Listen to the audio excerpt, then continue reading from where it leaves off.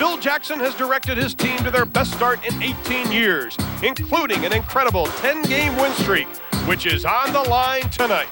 Portland hopes to stop that streak in a game that could be a preview of the finals.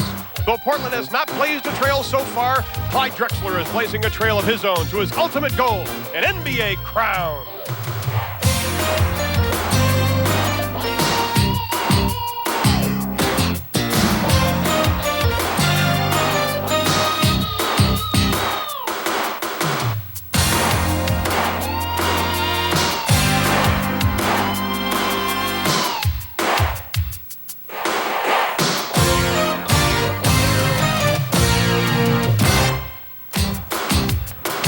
The 641st consecutive sellout at Memorial Coliseum in Portland, and they've come tonight to see two of the premier teams in the NBA, the Chicago Bulls and the Portland Trail Blazers. And a very pleasant evening, everybody. I'm Ron Thulin.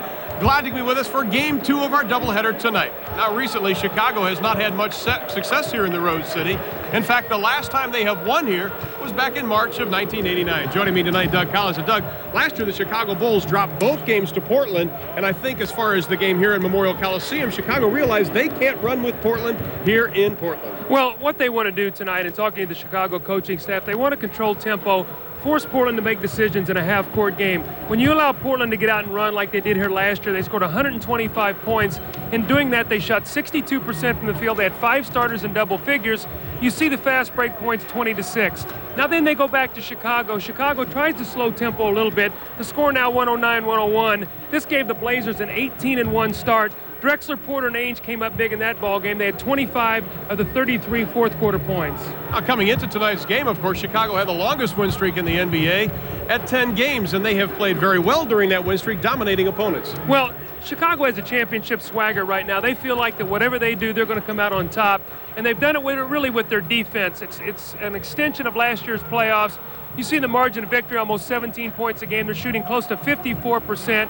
And right now, Chicago feels they can do no wrong. But the main staple of this Chicago team is that their defense creates their offense. Now for the Portland Trail Blazers, last year at this time they were 13-1. This year they are 9-5, riding a 2-game win streak. And their success tonight just might depend on the play of Porter and Duckworth. Well, the reason that is, Ron, is because when you look at the matchups, you've got Clyde Drexler and you've got Michael Jordan. You figure those two guys are just going to cancel each other out. You've got Cliff Robinson and Kersey and Pippen, so you figure that matchup's going to cancel itself out. If Portland is to win, they need to get the advantage with Terry Porter against John Paxson or B.J. Armstrong, and Kevin Duckworth has to win the battle of the middle. Bill Cartwright is not here, so Duckworth should be able to throw his weight around and dominate inside. Well, the Portland Trail Blazers, a win tonight for them would definitely be a confidence builder, but they have not shot well as of late.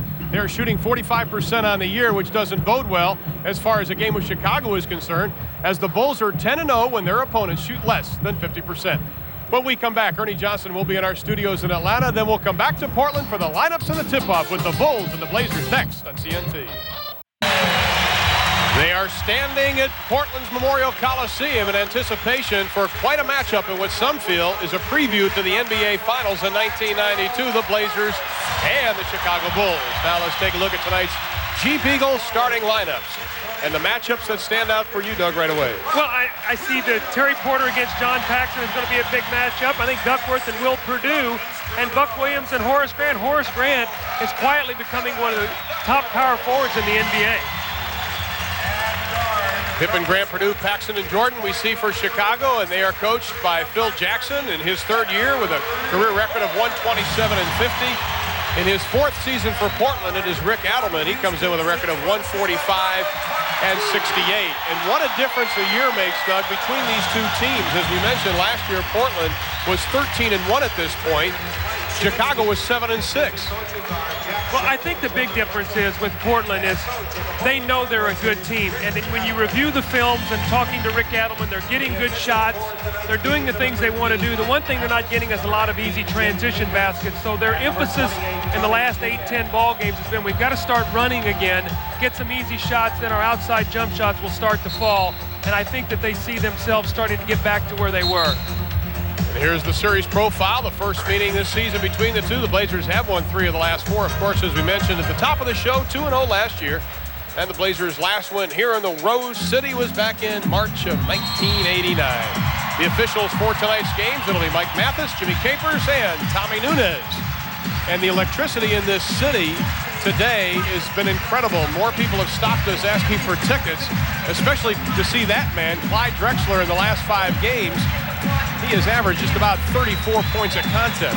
You know, the interesting thing about all that was written today and all that was said from the Portland side was they're so happy Chicago was in town, almost like this is going to be an elixir to get them going again, that this is what they needed, a challenge to get them back on track. We'll have to wait and see, because Chicago right now, as we talked about in the opening, Ron, has got a championship swagger. They feel they can come in here and win this basketball game. Portland is going to have to be more than Clyde Drexler tonight. Now, Portland only shooting 45% on the year. Chicago, number 1 in the NBA, shooting better than 52%, and we are underway. Interesting, Scottie Pippen and Kersey jumping against each other, the small forwards. That's right. Of course, Cartwright out. Also, Craig Hodges, both on the injured list for Chicago. And there's our first turnover. Get the tape running. Here it comes. I give that about a 5.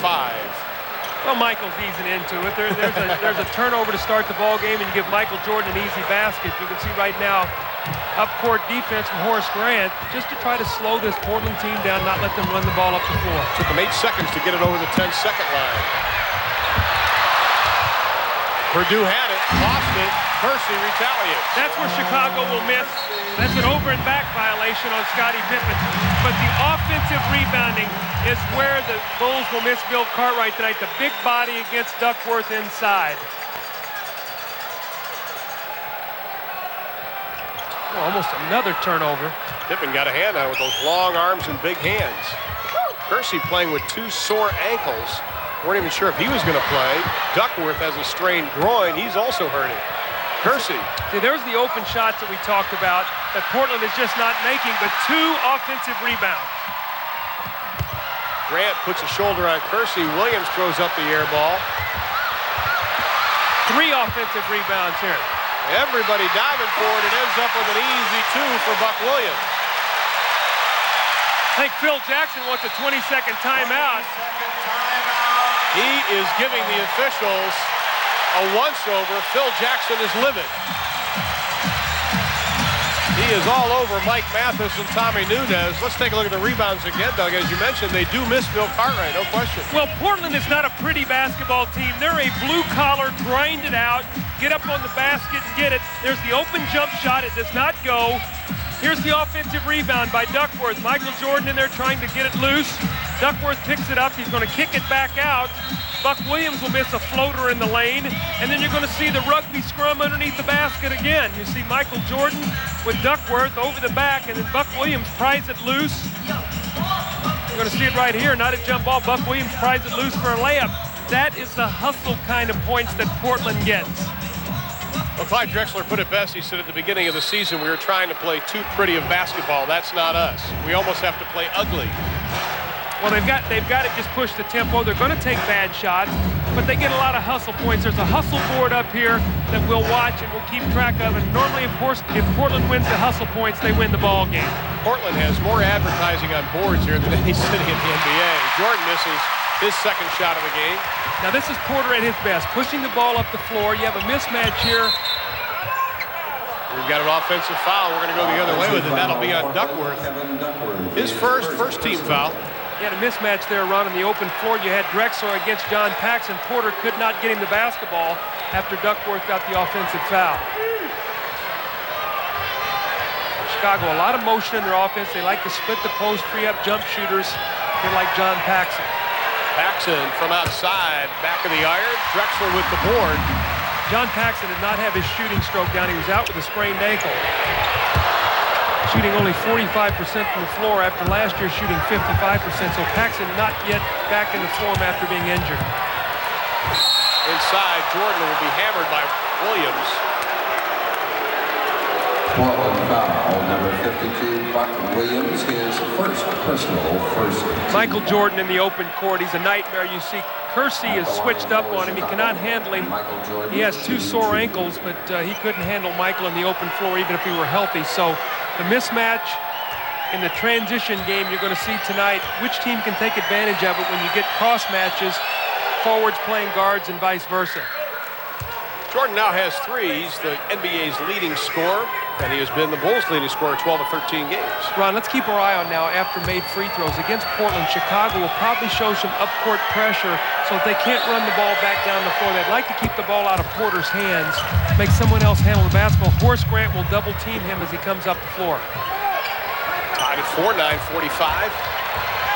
Grant tries to get a body. Porter goes around him. Kersey whips the pass over to Williams. That's the third Portland turnover. Disrupt the offense. Do not let them get in any kind of sync. Make them play an open court game. Get the ball out of the hands of your better players. Pippen inside to Grant. He has it stopped away by Porter, and Chicago turns it over for the third time with 9:22 left in the first. Drexler cut off. Now Williams. You know, this is one of those early season games where both teams are tight because it is a big ball game. And when you have that, the execution early will be poor because there's so much emotion in the ball game. And the emotion dies, it comes down to execution. Drexler loses it. Paxson tries to chase it down. Ball belongs to Portland. Nope, Chicago. Well, Horace Grant did a nice job there tracing Clyde Drexler down from behind. He just chased the basketball and kicked it loose. Drexler was not aware of him coming in from behind. That's where your teammate has to yell and let you know someone is coming in from the blind side. Portland's won 8 of their last 10 ball games. They're 7-2 here at home. Only lost 5 home games all of last year. They've already dropped a pair this season. Chicago 6-1 on the road. See, Chicago really does not have a low post game without Bill Cartwright in the ball game. Will Perdue will be a high post passer. He will not be a guy they go to in their early option down low. Horace Grant gets his first 2 of the ball game. We're tied up again at 6 with 8:20 left in the first. 13 on the shot clock, and you called it, Doug. The disrupting of the offense ends up with a bad running shot by Kersey. Then you compound the mistake by getting a foul. So how many times do you see that? I don't care what level of basketball, a guy or girl takes a bad shot, makes a turnover, they're going to go back and get it immediately, and they compound it by fouling it. Now you've made 2 mistakes. Inside of 8 minutes. Tied up at 6. Paxson goes to the baseline, dumps it off for Grant. Can't get the easy shot, and he took an elbow right in the mouth. Horace Grant's had a great road trip. You see Horace right now holding his his nose. He got cracked right across the bridge of the nose. But Horace has had a terrific road trip. The last 5 ball games, he's over 2 block shots per ball game, playing serious around the basket. So he's really improved. Pippen yet to get untracked. Still can't get a shot to drop down, but we have a foul. Portland foul. Terry Porter, his first, 13. 13 foul. Porter's Shooting first. for Chicago. At the line, it will be Scottie Pippen out of Hamburg, Arkansas. Now see, the difference to me where Chicago became a championship team was Michael Jordan has always been great, but when Scottie Pippen emerged, he now has been able to take some of the load off Michael Jordan, especially you're going to see as the game goes on tonight. Scottie Pippen will play a lot with that second team, and his minutes are up. He's playing about 39 minutes a ball game. Michael's are down, so Scottie being younger now is taking the brunt of the minutes and allowing Michael the opportunity to rest a little more. Pippen's a 79% free throw shooter, gets 1 of 2. The Bulls have a 1-point advantage early here in the first quarter. Drexler for 3, nothing but nylon. Drexler hitting 33% this year, gets his first tonight. Pippen hangs in the air. Jordan still tipped. Williams goes into the photographers, and ball belongs to Chicago. Portland is very active on the defensive board right now. They would love to be able to hold Chicago to 1 shot and get out and go with it. Buck Williams tries to tip the ball to himself, but tips it out of bounds. So Chicago will maintain possession with a new shot clock.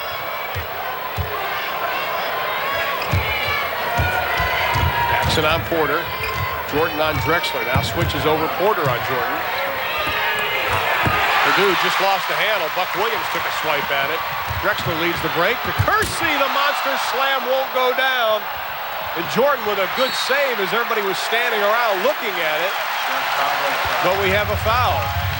Jerome Kersey wants to know, how did that ball not go in? He jammed this ball so hard that it actually pops out of the basket. Watch this explosion. He thought Pippen got his hand up in there, but he did not. He just missed the jam. Excellent play by Drexler. This is Portland at their best. Kersey just did not convert it. You received a color-coded race card for tonight's Toyota Mini. You mentioned the hustle board. There it is, high above Memorial Coliseum. Well, this is something that Portland prides itself in. Remember we talked that they're not a pretty team. They're a hustle team.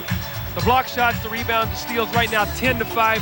That gives you possessions in a game so you can shoot poorly and still win the basketball game. That's what Portland prides itself in, especially here at Memorial Coliseum. Crowd a little bit quiet right now, but once the Blazers start running, the fans here, what they call Rip City, will really take into this ball game. But right now, the Blazers by 2, 6:55 left to be played in the first. Well, you see Chicago wants to keep this crowd quiet, and they do that by not allowing Portland to get out and run and get the monster dunks that Kersey attempted the last possession. Top to Jordan. Really going inside against Buck Williams, Horace Grant against Buck Williams. Jordan from 20 doesn't get it. Kersey rips down the rebound. Terry Porter's got to go at John Paxson. He's got to make him play him. Fall away jumper won't go. Williams, his second miss from inside, and here comes Chicago. The alley-oop. Hello, everybody. There's Chicago right there at their best. Pippen, Jordan, Grant out on the break, John Paxson finding them ahead. But as I talked about, Terry Porter has got to be aggressive offensively. He's a real key, Ron. He cannot be passive and allow John Paxson to play him. Shot clock at 10, still a lot of time left. Porter for 3. Portland throws up about 10 a game.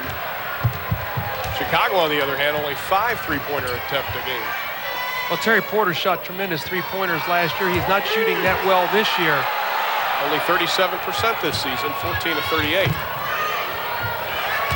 Jordan baseline, shot clock at 6. Grant will pull the trigger.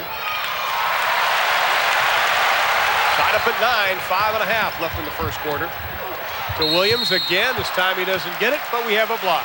I think what made the alley-oop was Scottie Pippen. Look at the crowd he was in when he got the pass. But John Paxson looks for this. His eyes are up, and the little floater, and Pippen just sort of motions at the basket. Drexler's a tremendous leaper, but he knows that he cannot get up and contest that. And then you have to be very careful, because Pippen then will go for the steal on the inbounds pass. So Buck Williams has had a lot of point-blank shots tonight at the basket. He's not been able to finish, and the one thing he does not do well is shoot free throws. He rips that one down. He's only shooting 74% on the year.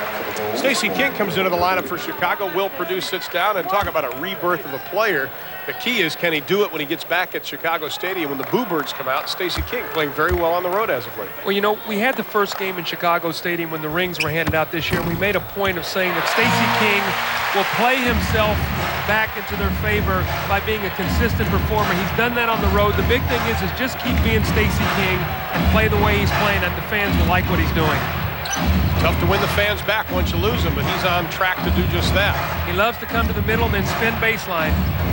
High left-handed shot goes down. The former Oklahoma star, who's in mourning tonight because of OU losing to Nebraska earlier today. In college football, we're tied at 11, 5 minutes left in the first. You could see there was no hesitation at all with Stacey King. Went right up and took the shot. Now, Duckworth should be able to go against Stacey King, but right now Duckworth is just not playing good basketball. Has a strained groin. Pippen misses the jam. The rebound falls into the hands of Duckworth. Drexler looks right, goes left. Kersey.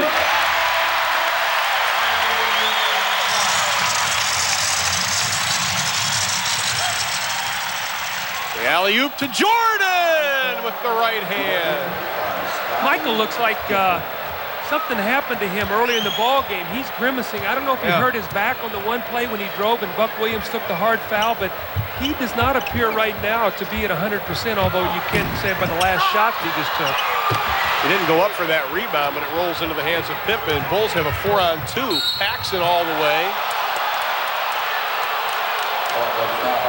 Talked about the premier matchup, Jordan and Drexler. Another eye contact play. You know, you cannot allow Michael Jordan to reverse you. I know that sounds simple, but you've got to keep him going out towards the 10-second line. And if he catches the ball behind the three-point line, you make him become a jump shooter. But when you allow him to reverse you like that and allow him to dunk the basketball, you're going to be in for a long night. Michael's going over to sit down right now. Bobby Hansen's coming into the ball game. So we'll have to find out what the extent of his problem is. I don't know if it's a knee or a back or whatever, but Michael right now is hurting.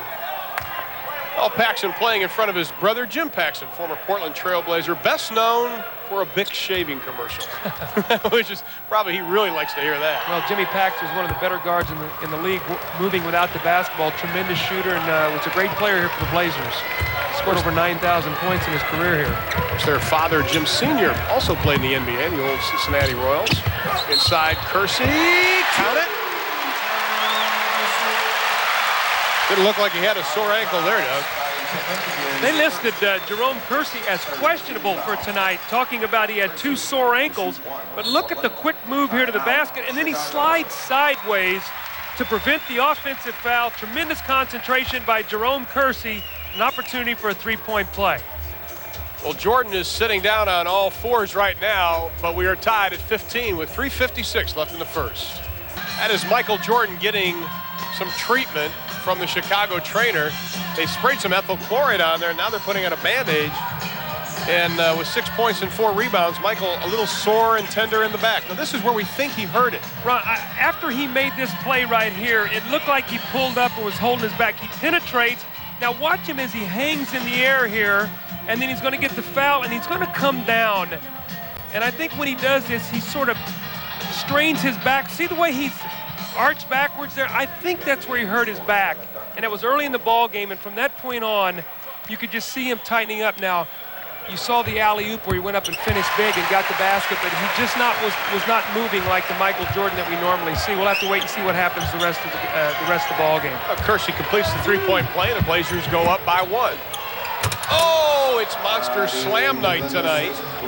Well, I know one thing. This is the time right now with Michael Jordan out of the ball game that Portland wants to make a little move. They want to get a little daylight here. Danny Ainge in the ball game, so they're going 3 guards, small lineup. They want to make a move with Michael out. Also, Bobby Hansen into the lineup, the newest member of the Chicago Bulls, the 9th-year pro out of Utah. Came over in a trade with Sacramento for Dennis Hobson. Ainge, good defensive play. Pippen tracks it down. Grant inside the double pump. The basket goes, and we have a foul. Well, you can't talk enough about the maturity of Horace Grant. This guy, I think, has really come into his own as a small forward. Watch this quick move along the baseline and up and under, and he hangs. Going to get the kind roll, the opportunity for a 3-point play. And you talk about confidence. Horace Grant this year at the free throw line shooting almost 86% after being early in his career a 60% free throw shooter. So you can see as he's getting more confident, Ron, it's affecting all phases of his game in a positive way. Foul is on Duckworth, and it's his second. Robert Pack comes into the lineup for Blazers. The youngster out of Southern Cal wearing number 14. Also checking in Cliff Robinson for Portland. Now Robert Pack will give this team a little emotional surge. You know, when I watch Terry Porter looks like he's got things on his mind right now. He does not appear to have that explosiveness and that play that he normally has. I think he lost his father early in preseason, and I think that's really still grieving him. I don't think he's back to being Terry Porter yet, and that's very understandable. He lost his mother a couple of years back. We have a traveling call on Pack. Of course, his father passed away, very close to his father. Other scores from around the NBA. Game 1 of our doubleheader, we hope you saw, with Hubie Brown and Bob Neal, and Kevin Lockery continues to win. Atlanta losing to the Spurs, and of course we'll keep you posted. Ernie Johnson at halftime. We'll have all the scores and highlights on the Prudential Halftime Report. King to Armstrong. Now if he comes middle, he'll shoot it with a little left hand. If he goes baseline, a fading jump shot, and there it is, and 2 more points for Stacey King. So Stacey, big dividends off the bench already at 4 points, and Chicago has already quieted this crowd. King 2 of 2 on this road trip. King's averaging 14 points and 6 rebounds, shooting better than 60%. Cliff Robinson inside wants it against Horace Grant. The turnaround right-hander goes down. It's a good matchup there. 2 live bodies, 6'9", 6'10".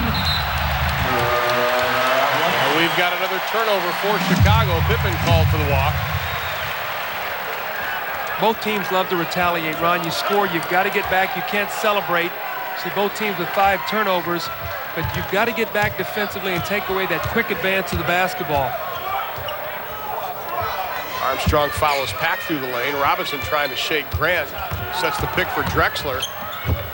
What a pass. What a pass, and Williams can't finish. Boy, Buck Williams missed about 3 of those shots tonight. King wanted the alley-oop. Hansen pulls up instead. That was a tremendous pass by Drexler. I don't know how he found him. He had about 3 guys in traffic there.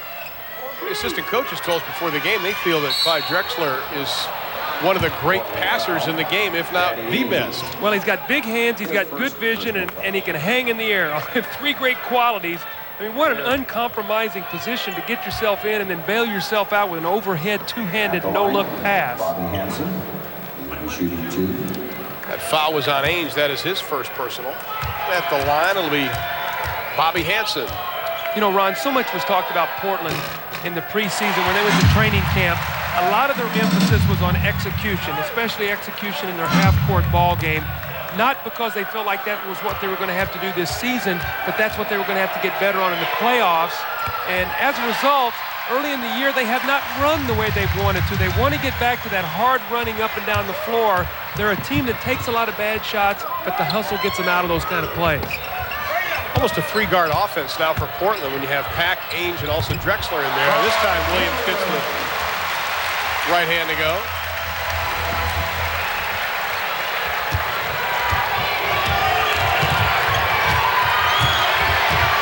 Bulls by 2, nearing the 1-minute mark of the first quarter. Steal by Williams, knocks it out. Chicago will have it with 15 on the shot clock.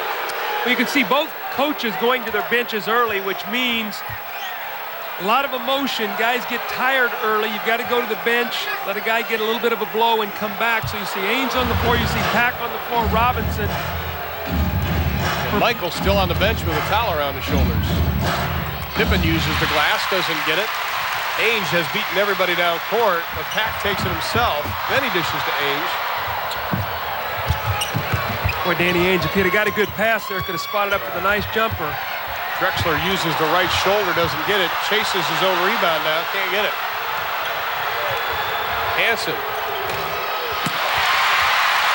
Ainge will pull up and shoot 3 here. You got to cover him. Boy, Horace Grant did a good job. Well, Grant makes the defense for Chicago. They make him do an awful lot. Drexler hits the outside shot. Clyde, that's his second field goal. He has 5. See if Chicago goes 2 for 1 here. They've got about 4 seconds differential. Now they're only going to go for 1 shot. Spread it and see if B.J. Armstrong can make something happen against Robert Pack.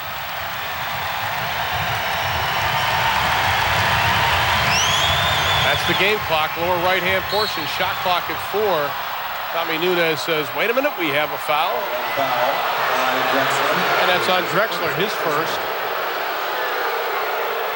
And that'll send Pippen to the line, much to the dismay of Rick Adelman. Well, Clyde Drexler's upset at himself because if anything, you want to make Scottie Pippen make the outside jump shot. Drexler went high to avoid the screen, and when he did, Pippen got a step on him. He tried to cut the baseline off, and Pippen is just too long and lanky, and he couldn't quite get there. So the numbers on Pippen, gets the second. Scottie Pippen, the youngest of 12 children in his family, 6 boys and 6 girls. And this is a young man that went to college as Michael Jordan still on the bench because he wanted to be the manager of the football team. Now he's a premier player in the league, and he rolls over the second. Portland needs to just take their time, execute here, get the last shot of the quarter. They do not want to give Chicago another opportunity. Pippen cuts off Pack, who has to throw up a shot. We have a foul. Chicago foul, number 20, Bobby Hansen, his first personal. Hansen picks up the first. First in the last 2 minutes. Shooting 2, Robert Pack. And the rookie from Southern Cal, we saw him in our game here on TNT against Minnesota. 12 points in the 4th quarter. They really like this young man. Well, what he's done is he's changed Danny Ainge's role a lot on this ball club. Danny Ainge came in last year, played a little bit of a backup point guard. Now Danny Ainge playing mostly as a 2-guard with Robert Pack or in a 3-guard offense. So Danny Ainge not handling the basketball as much, which will free him more to be a shooter. So if Robert Pack as a rookie can continue to give them these good minutes, I think it will extend Danny Ainge and help him be a better playoff player. John Paxson in the ball game now along with B.J. Armstrong as spot-up shooters hoping to get the last shot of the quarter. Pack has his first. Bulls with a 1-point lead. They're going to have to hurry. Armstrong throws it up at the buzzer, and it'll be just a little bit short. 12 minutes have been played at Memorial Coliseum in Portland, and it is just what we expected, a good one. The Bulls lead the Blazers by 1. Quarter number 2 yet to come.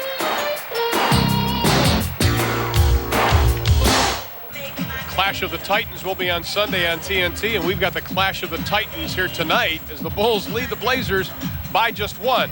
What has made the Bulls good so far this year? Well, let's take a look at their strengths. Well, they get great shots because they play such good defense. They get out and run and get easy baskets. Their victory margin plus 13.8 on the season. Points scored second behind Golden State at 112.5. Points allowed third at 98.7. So right now, early in the season, Chicago has taken their success of the playoffs and carried it right into the regular season. They're a very confident team.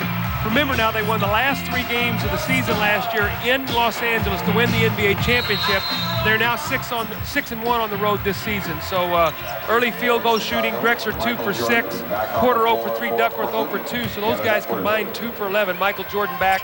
Let's keep an eye on his back as we the second quarter. Duckworth also starting the second quarter, and Stacey King is a perfect 3 of 3.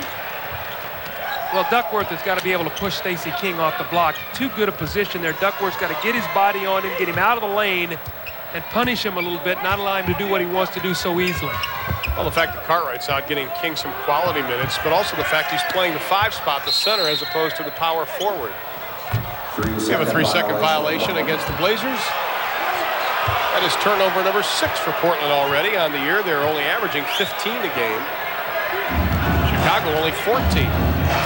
Bulls by 3. Their biggest lead was 6 in that first quarter. Portland led by 2 at one time. Boy, Stacey King is confident, isn't he? 3 out of his first 4 shots. Yeah. Did a better job getting him off the block, though. That was about 1 step further out than what Stacey wants to shoot it. Interesting matchup here. Michael Jordan actually is a small forward against Kersey. Hanson and Armstrong guards. Duckworth with the left hand. Count the basket. Boy, Duckworth is very fortunate there. He got away with a walk. Now this is where Duckworth's got to be. He's got to punish Stacey King. He's about 50 pounds heavier, but he starts to go with his move. He comes back with a little left hand. You see Kersey and Michael Jordan bumping. You see the little bump with Duckworth down low. But Kevin Duckworth has got to give these guys a good ball game tonight if they want to win. Duckworth completes the 3-point play, and we are knotted up again at 26. That is our 9th tie of the ball game. Ainge on Hanson. Armstrong with Pack chasing him. B.J. Armstrong's played very well here early in the season for Chicago. Horace Grant, the little spin move goes down. The former Clemson star now with 7.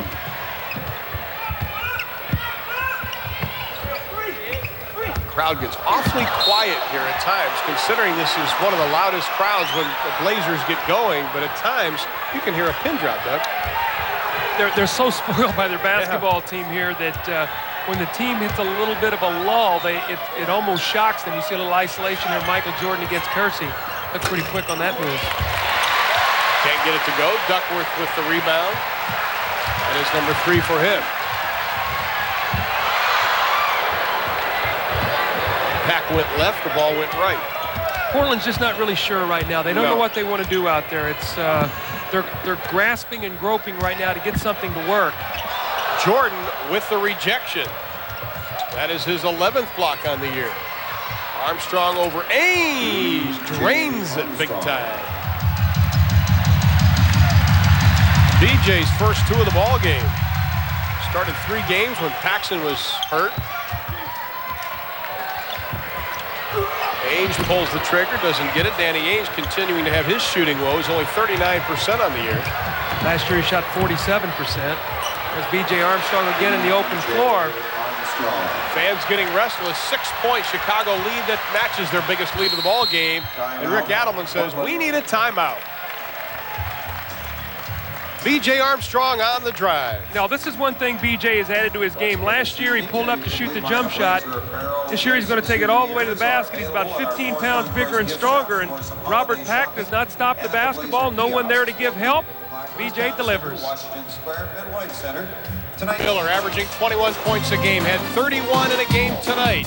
And Detroit's Isaiah Thomas, one of the premier guards in the NBA, and those 2 will be meeting next on TNT. It'll be the Pacers and the Pistons Tuesday night, 8 o'clock Eastern time, right here on TNT. Ron, interesting stat. We talked about Michael Jordan getting a lot of help from his friends and Clyde Drexler's buddies struggling. When Michael Jordan went out, the Bulls actually gained 2 points. When Drexler's been out of the ball game, Portland has lost 7. That tells you right now where they are and a little bit of how out of sync they are, that they just can't find someone else to pick up the slack.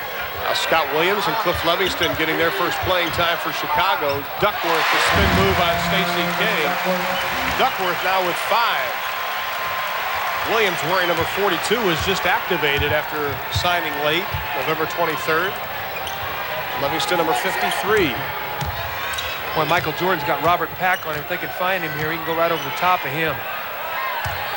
Takes the step up. The rookie bites the move, and Jordan drains it. 8 for Michael. 6-point Chicago lead. Ainge on Jordan.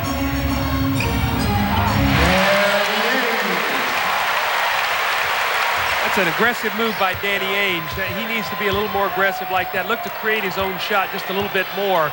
Good things will start to happen rather than rely on that standstill jumper. Now Ainge trails Jordan around. King with the left hand from the left side. Stacey King 4 of 5 shooting. Not too bad. He has 8.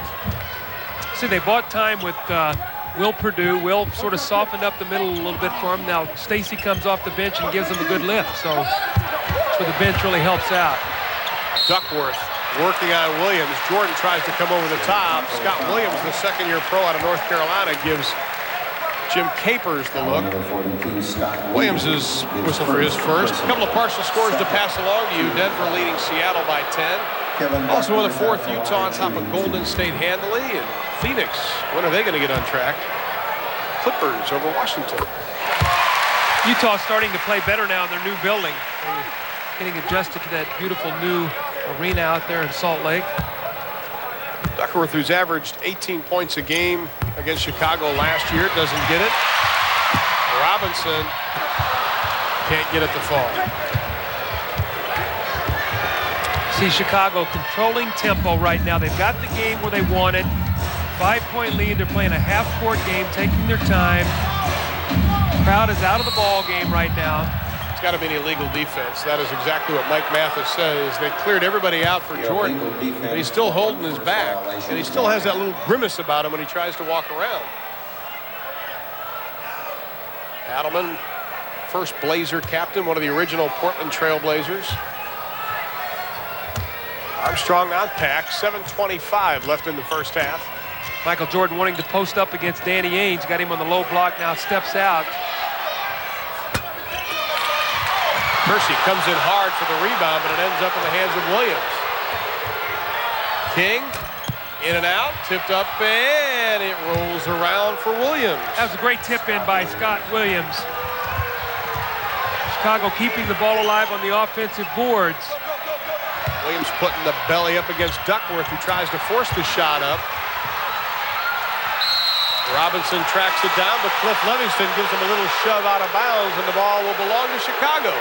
Back on the floor from Portland, number 30, Terry Porter, number 20. Porter comes back in, Drexler comes back in, Pack and Ainge sit down, and that quickly gets Scottie Pippen up off Chicago's bench. Well, you can see right now that Phil Jackson is going to make sure that when Drexler and Cliff Robinson, Kersey are all on the floor, that he has to have both Pippen and Jordan out there. Otherwise, he's going to get problems in the transition game and also on the backboard. So Scottie Pippen was not ready to check in. He'll have to wait till the next dead ball situation. Wouldn't let him in. Here comes Jordan over Drexler. The high arcer as Duckworth goes for the block. Jordan with 10. 4 here in the second. Well, Portland has got to be real careful that they don't let this lead get into the double figures. It is a 9-point Chicago lead. There's an offensive foul on Duckworth. And Livingston grabbing his left thigh, comes up limping. Let's see how long it takes good news to heal.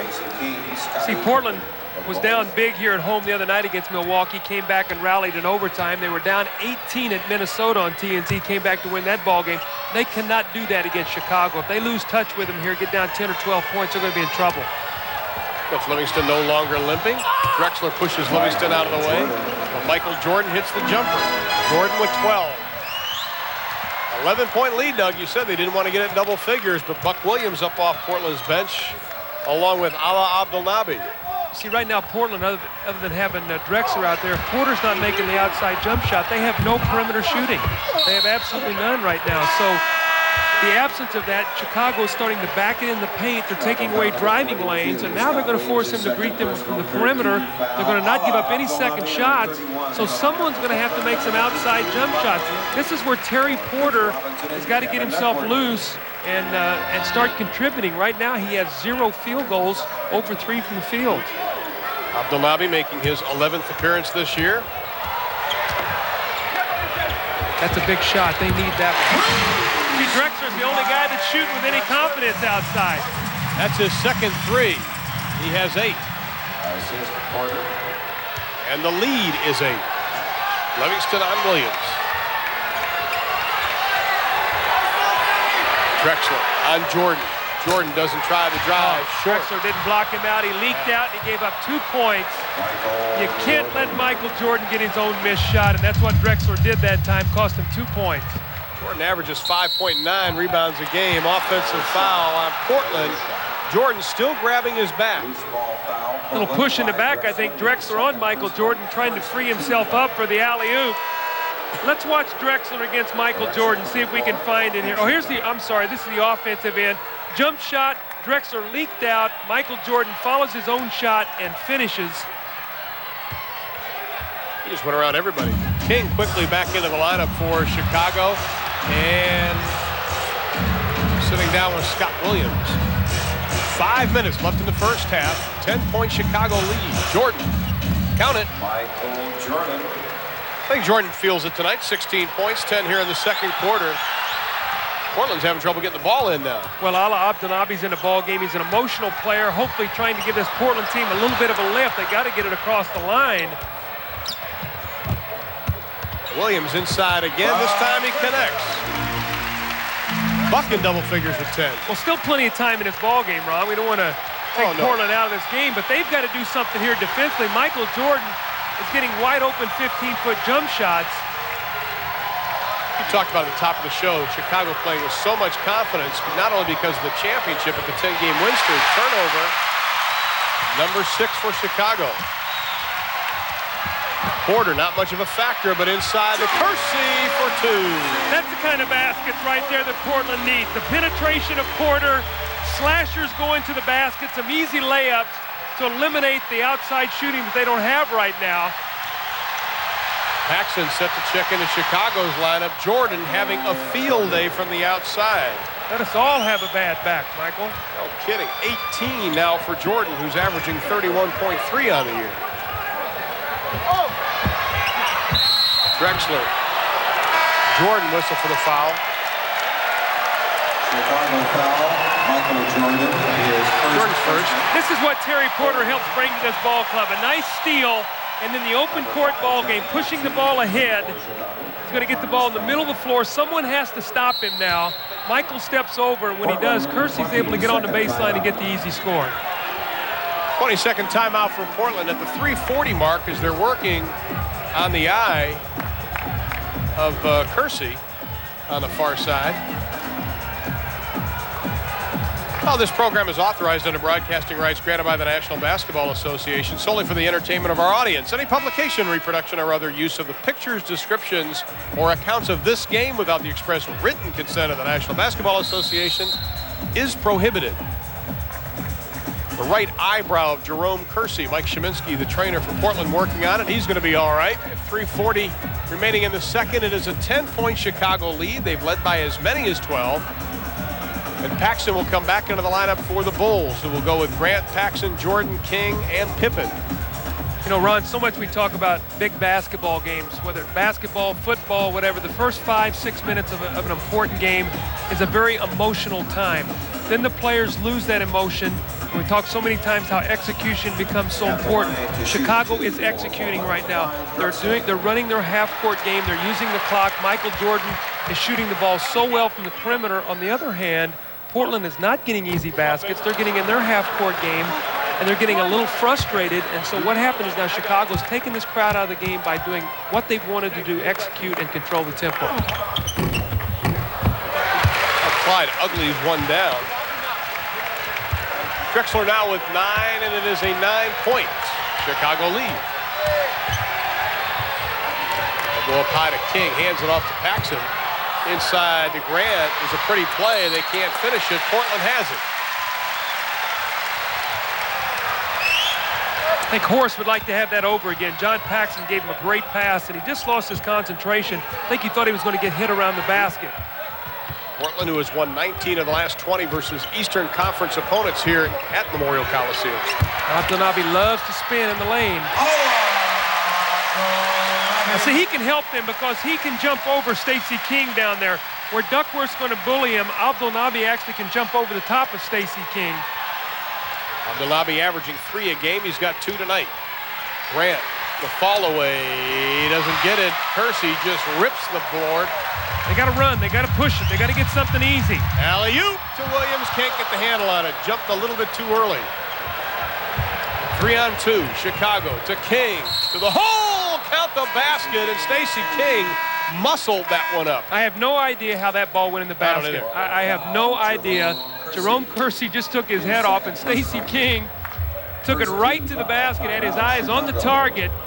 You take it right into your living room right here. This is what Stacey King saw or didn't see, but the ball went in the basket. Stacey King now with 10 points. The Bulls lead it by 9. Bulls by 9, just over 2.5 remaining in the first half. And coming up at halftime, the Prudential halftime reporter, Ernie Johnson, in Atlanta. He'll have scores and highlights. Plus, we'll have a recap of the Lakers-Celtic game coming up in just about 5 or 6 minutes. One thing we've noticed tonight, Doug, is that Portland, first of all, is a very emotional team. They said they wanted to channel that emotion, but tonight there is no emotion as far as the Blazers are concerned. Well, Chicago's done a good job of being able to diffuse this crowd a little bit, and as we talked about, Portland was so excited to play Chicago tonight because they were looking forward to finding out where they are. Well, right now, this Portland team has got to get back to that surging, fast-breaking, hustling, dive on the floor for loose balls team. Right now, they're being beaten on the fast break 10-4 by Chicago, and Chicago has just got the game right now exactly where they want it. Stacey King has had a big first half off the bench, and right now he has outplayed the big men inside for Portland. Stacey King with 10 points. That's the last 5 games he has been in double figures. Drexler tries the tip. How about the second time? Clyde gets it. You know, Portland's within 7 right now. If they can get a couple stops and get a couple shots to go here and be down 4, 5, 6 points going into halftime, they're okay. They just don't want it to get double figures. Jordan walked down the court, did not run. The back still hurt him. King, the left-handed shot. Oh, my goodness. Billy Tubbs is probably saying, that's the player that played for me at OU. 12 for King. Outside, nothing but net for Jerome Kersey.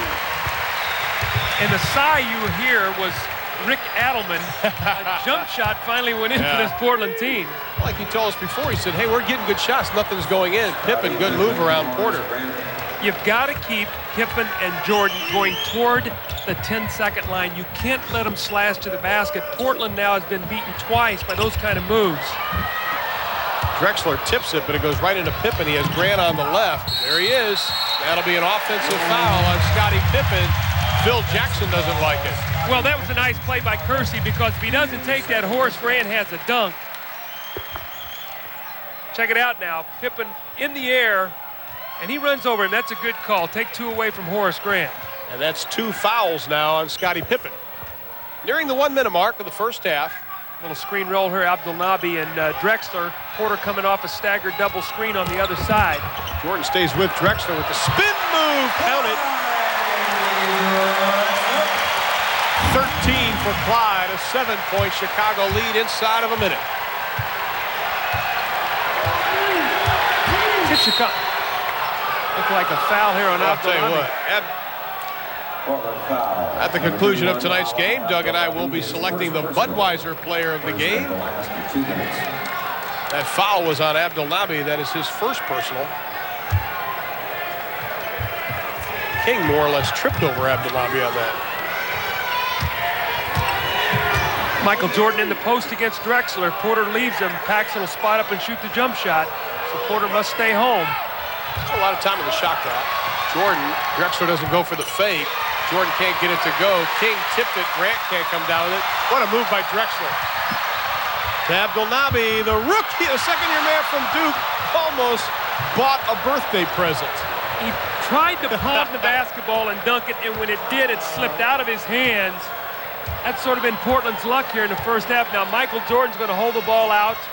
Probably going about 8 seconds on the shot clock. They're just about even. That's the game clock, lower right-hand portion, and Abdelnaby, not a smart foul. See, Michael Jordan is so smart, though. He realizes the team is in a penalty. Abdelnaby's going to jump out there aggressively, so Michael takes the ball into him, bumps him to get contact, and Michael's so strong that if he doesn't get the call, then he pulls it out and takes it to the basket. So that's just being smart, using your body, and forcing a foul on a young, aggressive player. Michael Jordan tonight already 18 points. He's 2 of 2 from the line, has had 30 or more in 7 games, and 3 of the last 4 he's cracked the 30-point margin. You know, interestingly enough, Chicago, every game they've played this year, they have scored 100 points. That's really an interesting statistic when you see how the scoring in the league has gone down this year, but only them and Golden State, ironically the 2 highest scoring teams in the NBA, have scored 100 points in every game this year. 8 of the 11 wins for Chicago have been by 13 or more, which is impressive. Hansen comes back into the lineup for Chicago. Well, Chicago stays healthy. They are definitely the class of the East. Everybody else is going to be in a race for second place. But again, it comes on health and how well you're playing going into the playoffs. Last 5 seconds of the first half. Drexler splits the double team. Porter can't chase it down. Ainge at the buzzer, throws it up. No basket, no foul. 24 minutes have been completed at the Memorial Coliseum in Portland, and it has been all the Chicago Bulls. 56-47 is our halftime score. Ernie Johnson next in Atlanta. Moments away from the second half, and right now the Chicago Bulls lead the Portland Trailblazers by 9. 56-47, Ron Thulin and Doug Collins. And Doug, I think the thing that was overriding in that first half of play was Portland played with little, if any, emotion. Well, you know, Chicago did a good job of preventing them from getting any fast break baskets. They forced them to shoot some outside jump shots. And right now, they only have 4 perimeter field goals. So with no fast breaks, it's taken the crowd out of this game, and Chicago's in control. Well, they had a scare for Chicago if you're a Chicago fan. Michael Jordan with a back injury. This is the play he did it on, which forced him to sit out 4 minutes. Well, he had a nice drive to the basket, and you're going to see him hang here to draw the foul. And when he comes down awkwardly, and he wrenches his back. He sits down for 4 minutes, but he comes back out, shoots 8 for 15 for 20 points. So Michael didn't have the spectacular drives to the basket, was making his outside jump shot. Well, in the last 9 games, Chicago has held their opponents to less than 50% shooting, and they're doing likewise tonight. Bench scoring, all Chicago, led by Stacey King. Now the big story for Portland, Terry Porter, scoreless. Well, you see what he did last year, 21.5 points a game, 10 assists tonight. No points, only 3 field goals, 7 assists. He did a good job there. But John Paxson outscored him 2 points to none. We talked about in the opening that Terry Porter's got to win that matchup, and right now he is not attacking John Paxson. He's looking to make the pass. He's got to look to score, specifically hit some outside jump shots to loosen up the Chicago defense run. They have now packed it inside, and Portland again only 4 perimeter field goals in the first half. Here's the matchup we talked about at the top of the show, and right now it is all Michael Jordan. 20-13, 15 8 of 15, and Clyde Drexler a couple of 3-pointers, and that has led us to the 56-47 halftime score, and Portland's going to come out and show a little token pressure right off the bat. Well, Chicago is a big third-quarter team. We'll have to keep our eye on them right now. They love to come out that third quarter and really put you away. The other night in Los Angeles, 89% from the field in the third quarter. They went from a 1-point deficit at half to a 21-point lead. So Portland has got to strap it on now and get out and get some defensive stops. Same starting 5s for both teams. Shot clock at 10. Grant just spins right around from Kersey. Grant with 7 first-half points, now has 9 for the ballgame. Fans yelling, pick it up, pick it up. Oh, wide open. Now, Michael Jordan jumped in the passing lane that time to get the steal as Porter came off the screen and Drexler just ducked right in. That was nice execution. Chicago's all-time win streak is 12. They're at 10 coming into tonight's game. Longest in the NBA. Kersey doesn't go for the fake. Paxson over Porter, and he doesn't get it. Got to push the ball. They're walking the ball up the floor right now in the half-court game. Looks like they're going right at Porter coming off screens, trying to get him started. Paxson, a nice job there getting in the passing lane to get the steal. Last year versus Chicago, Portland put 6 players in double figures on an average. Right now they have 3. And on the season last year, they had 7 guys averaging double figures with Ainge and Cliff Robinson off the bench. And tonight, Chicago's bench wins that battle 18-7 in the first half. Stacey King's 6 of 8 shooting helps that. Ball kicked out. Drexler will track it down. Porter needs to pull up here and knock a 3 down to get himself going. That's one of the things he loves to do in the open court, just pull up and shoot a 3. Not much movement offensively as Jordan tries to get his second block of the game, but instead he picks up his second foul as Kersey takes it strong to the baseline. Chicago foul. Michael Jordan, his second personal. Jordan's second. First team foul of the quarter. And at the line, it'll be Kersey. 11 first half points. 1 of 1 from the charity stripe. 6 of the last 10 games he has been in double figures. Something Rick Adelman said, one of the things that Portland had to work on this year was free throw shooting. Did not feel they're a good free throw shooting ball club. This year they're shooting 74%. They're down 8 right now. Again, they need to dig in their defense right here, Ron, and try to kick a couple balls loose and get out and get a couple easy baskets. And get the crowd back into the ballgame. Pippen snuck through. Purdue comes up with a loose ball. And he throws it in the hands of Drexler. 3-on-2. Drexler and Jordan has 3 personal fouls. Michael Jordan, his third personal. Second team foul. At the line for Portland, Clyde Drexler. He'll be shooting 2. There it is again. Well, that's what they need, Ron. There was a steal. Will Purdue made a bad pass. Drexler got the read. They had numbers, and Drexler took the ball to the basket. So that's the kind of opportunities they need. If you allow Chicago to set their defense, they're going to force you to shoot jump shots. Drexler's free throw a little flat, so already 2 of the first 3 free throws they've shot here in the third quarter, they've missed. You see he's carried this ball club in the last 5 ball games. Portland's 8 of 13. In case you're wondering, Michael Jordan has only fouled out of 1 ball game this year. 2 of 4 for Drexler from the line.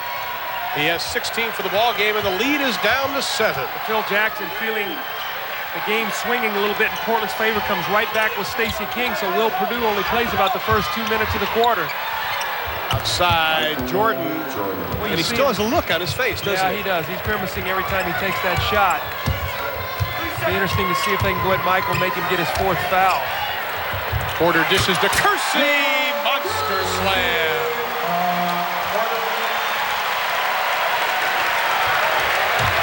Kersey with 14, the lead is 7 again. This crowd wants to get in the game so badly, Ron. You can feel them. Jordan loses the handle. He wanted the foul, doesn't get it, but he does get the ball with 16 on the shot clock. Porter with a great drive, and you see Pippen coming over to help, and Kersey sneaking in, doing the thing you're supposed to do, go right to the basket when your man leaves you. Little mismatch here. You better come get Michael. You got Duckworth matched against him. That's going to be an easy 2. And he missed it, but Grant is there. Horace now with 11. The lead is 9. 9:08 left to be played in the third. Porter, the pull-up. Will that get him going? We'll see. His first field goal of the ball game. Took him 27 minutes to get on the board.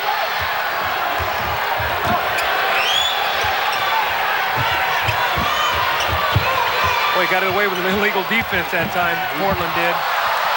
Good hack job by Duckworth. No call. Grant can't get it to go. We'll have a loose ball foul. That'll be against the Blazers.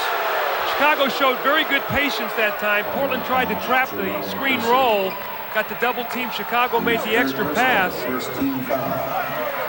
See, Duckworth fakes the foul, and Horace Grant takes it to the basket, misses the shot, but then the second effort, a little push in the back there, I guess it was on Kersey, the sideline out of bounds for the Chicago Bulls. That's a 3rd personal foul on Kersey. Jordan, the official word on him is a lower back strain. But Rick Adelman, all he's seeing right now is Michael Jordan lighting up for 22 points. He's talking to Scottie Pippen. See, the one thing, you have such great respect for Michael Jordan if you're a player that he's going to explode by you, that you still give him room even with a bad back, and then he steps up and makes jump shots. So that's the importance of him being able to shoot the outside jump shot, as you're going to see right here. From outside, again, the net. That net's going to be hurt after this game. Well, it's one thing to be a great driver to the basket, but you better be a multi-dimensional player because guys adjust to you and they take away your strengths. And if you can shoot the basketball as well as drive, then there's no way they can play it. That makes Tex Winter's triangle offense look good. Now Porter's got to go at Williams on Grant. The left-handed baby hook goes down. Right now, Portland's just exchanging baskets, though, Ron. They've got to get some stops. Some point in time, they've got to put a little run together here if they're going to win this basketball game. Well, 12,600 want it, but Paxson quiets the crowd at least momentarily with his first field goal of the ball game. Paxson averaging 5 a game, has 4 tonight. Kersey doesn't get it, but he does draw the foul on Pippen. Good post position that time by Jerome Kersey. He had Scottie Pippen pinned all the way underneath the basket. Foul starting now to become a factor. That's 3 on Scottie Pippen, 3 on Michael Jordan, Ron. So let's see which guy picks up the 4th, the first. Also, Kersey has 3. Kersey, a player that really beats you with his body. Out of small Longwood College, he says going to Longwood College, however, kept him focused. Wasn't surrounded by all the hoopla of a major college. Well, if you look at this Portland team, you've got Duckworth from Eastern Illinois. You've got Terry Porter from Wisconsin, Stevens Point. You've got Longwood College. So Portland loves those smaller colleges. Right. Longwood College in Virginia. In fact, Kersey was so clumsy back then, they called him Daffy Duck. I'd like to see somebody who called him that call him now. Grant from outside doesn't get it. Now Portland's starting to push the ball a little more. Williams was cutting right through the paint. Nobody saw him, but here comes Kersey again. Good timeout here by Phil Jackson. Stop this run. The crowd is getting into the ball game. Excellent timeout to try to regroup his team. They still have a 6-point lead. Terry Porter has 10 assists, and the Bulls' lead is cut to 6. We'll be back. Porter is responsible for 4 or 5 the Portland field goals this quarter. He has a field goal and 3 assists. Twice he's gotten into the lane and forced Scottie Pippen to come over and give help. And what it's done is it's freed Jerome Kersey for 2 nice driving layups. So a little penetration by Porter.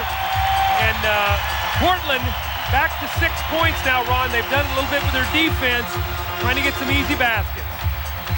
Well, Chicago was saying at their shoot-around today, some of the players, that they're just taking this as just another game. And I find that a little bit hard to believe because they know that Portland wants to prove a point here, losing to Chicago in the exhibition season. And got 12,000 people who think it's more than just a game tonight, too. King on Duckworth. The fall-away left-handed shot comes up short. Drexler with the rebound. That is 7 for Clyde Drexler, who's averaging 6.7 a game. You see, John Paxson is really trying to pick up Porter as soon as he can get across the half-court line and not let him get a full head of steam at him because he knows when he does, he's too quick to handle it. Very flat shot by Drexler on the 3. Duckworth with the rebound. He now has 4. You see where Paxson is meeting Porter right now. He's trying to meet him at the half-court line, not allow him to get the speed at him with which he can get into the lane.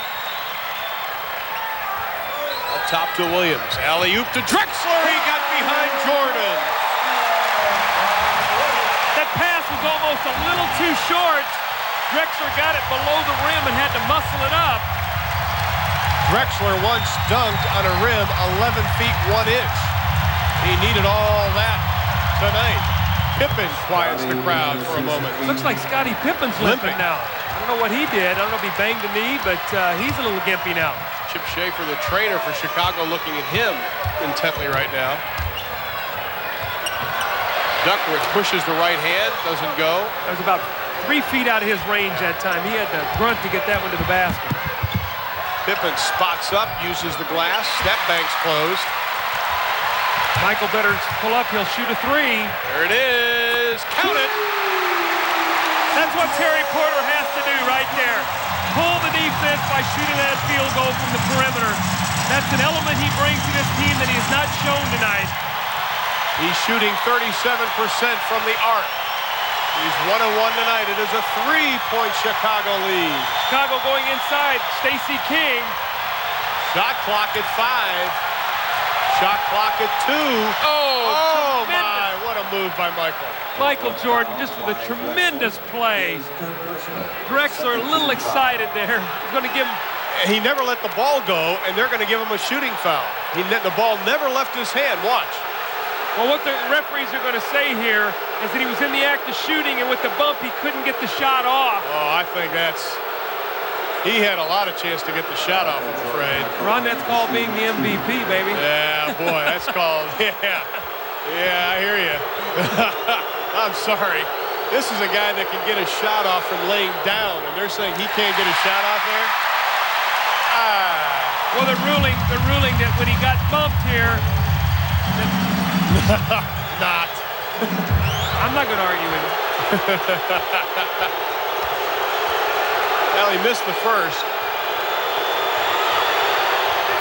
And Michael gets the second. 53, Cliff Livingston on the floor. 5 of 6 now from the line for Michael. See if they go back to Porter, maybe a little screen roll here to try to get his jump shot. He's got the hot hand right now. Porter strong to the hole, but we have a foul on Paxson. That'll be his second personal foul. Now let's take a look at tonight's GMC Truck Scoreboard action from around the NBA. The first game of our doubleheader tonight. You saw it? Miami, big win over Philadelphia. Philadelphia without Charles Barkley. San Antonio winning at Atlanta, and Indiana trying to get on track. They have been a little disappointing here early in the season. Utah big, 135 points. Phoenix by 20 over Charlotte. I tell you, Jeff Hornacek has been tremendous for Phoenix early in the season. The guy is, without him, they would be in real bad problems right now. He has played tremendous basketball. Saw Dallas losing, and I've been in Dallas over the holidays, and a lot written about that team. They lost to New Jersey tonight, and there's a lot of grumbling going on in Big D and Maverick country. Well, Terry Porter has given this team that spark that we talked about. Pippen now with an ice pack on his knee. Cliff Livingston in the ball game for Chicago. You don't want to put Stacey King on the foul line. You want to make him score here. And he throws it away, but he tracks it back down. Shot clock at 4. Shot clock. Should get a new shot clock, Ron, and hit the rim. They got to reset it. I think Mike Mathis is exactly what he's doing. Good call. Now, even you say, well, that wasn't a shot. It doesn't matter if it hits the backboard or the rim. You got to reset it. It's treated as a shot. So Stacey in the stat book should get a shot, and there should be a rebound on that play. Well, they called a foul. No, I don't think so. They've reset the clock. Let's check it. We're checking it, but the PA announcer announced a foul. Rick Adelman is up saying, wait a minute, that wasn't a foul. It was just resetting of the shot clock.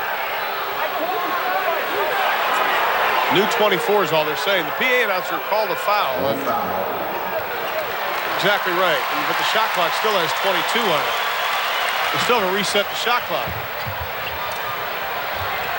They never reset the shot clock. Stayed at 22. When in doubt, go to Michael Jordan. Paxson from 22. He drains it. See, that's what Paxson gives you. Porter went back to double team. Someone's got to rotate up and pick up John Paxson.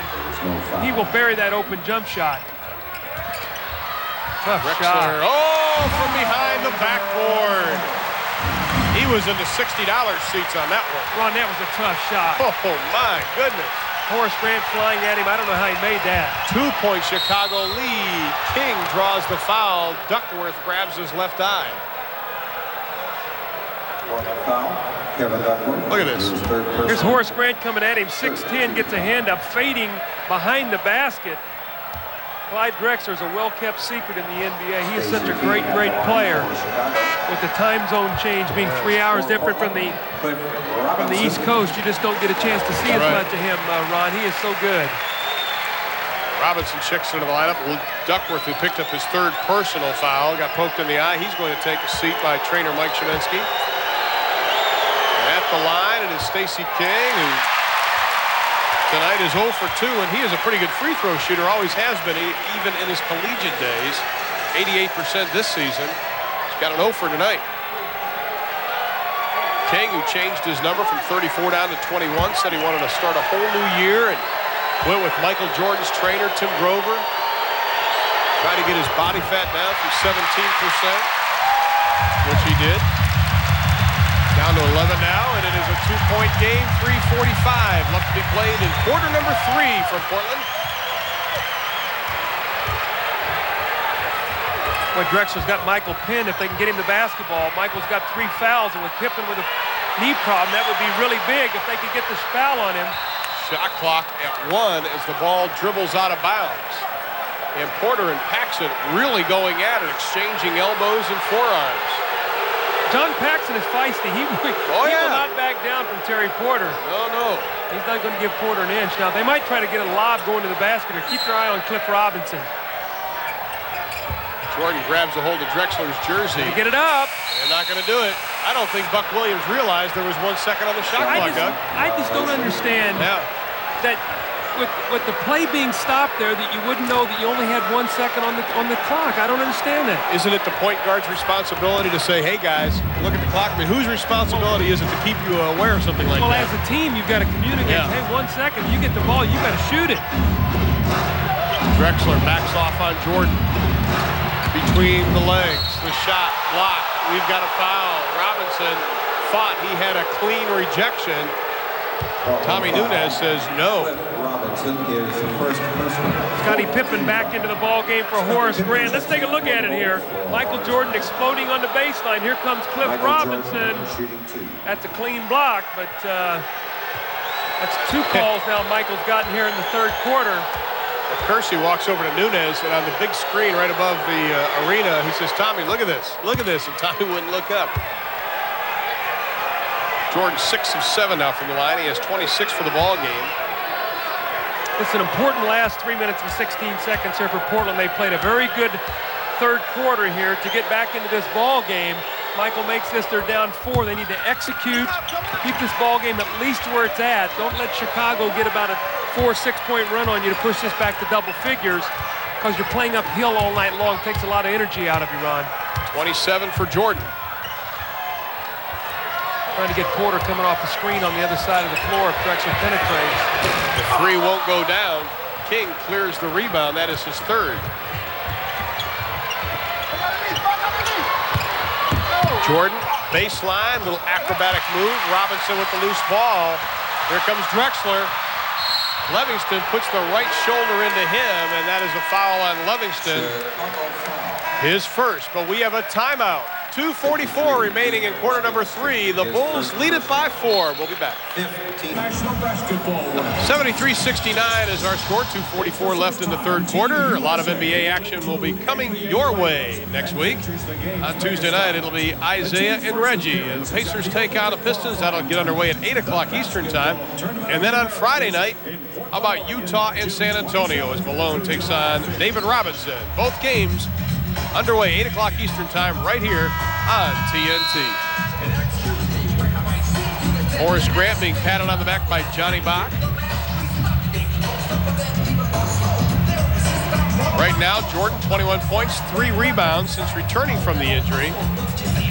Terry Porter coming alive here in the 3rd quarter, and that has really spurred the Blazer comeback. Well, he had no points at halftime. We documented that. 0 for 3 shooting. He's come out. He has a 3-point shot, a couple field goals, taking the ball to the basket. He's had good penetration. He's getting some nice assists, but I think his looking at the basket here in this quarter has made a big difference to this Portland team.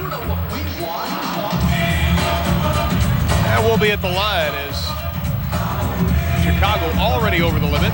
That was their 15th foul. Drexler shooting these free throws, not Porter. It looked like Porter was trying to sneak in there. He did, and he's getting a little chuckle out of it. So is Paxson. Clyde having his problems, 2 of 4 from the line. His free throw's a little flat tonight. He needs a little bit more arch on it. When a flat shot, there's such a small margin of error in that shot. Either hit the front rim or back rim. When you get a little more arch on it, you get a little bit of that shooter's bounce. He set a goal for 50% from the floor and 80% from the line for this year.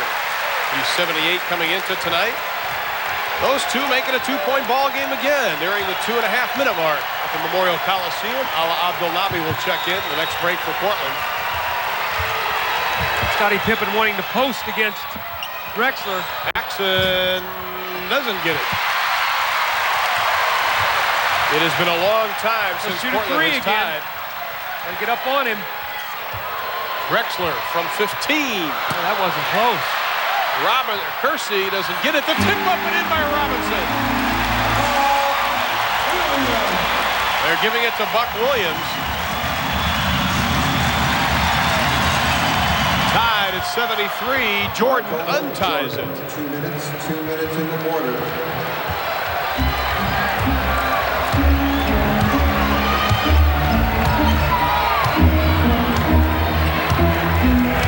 Porter on Paxson. Inside to Drexler. Jordan, his second block. That's his fourth foul, too. That's a big play right there. That's a very big play in this game. Mark that down at 143. Michael Jordan picks up his fourth foul. Clyde Drexler posting will go to the line. Excellent pass here by Terry Porter. No look over the top. And then here's the foul on the wrist. Kersey sits down. Abdelnaby checks in. Michael stays in. Grant now up off Chicago's bench. Horse will probably come in for Michael. I think he's coming in for Stacey King. We're going to go with a small lineup here. Scott Williams will move over to the center position. The last Portland lead was at 23-22. That was just before the end of the first quarter. Boy, that shot is flat. 5 of 8 now for Drexler. Bulls by 1. 1.5 left to be played in the third. Pippen, the running right-hander. Porter, will he push it up? He's got Williams streaking down the right side.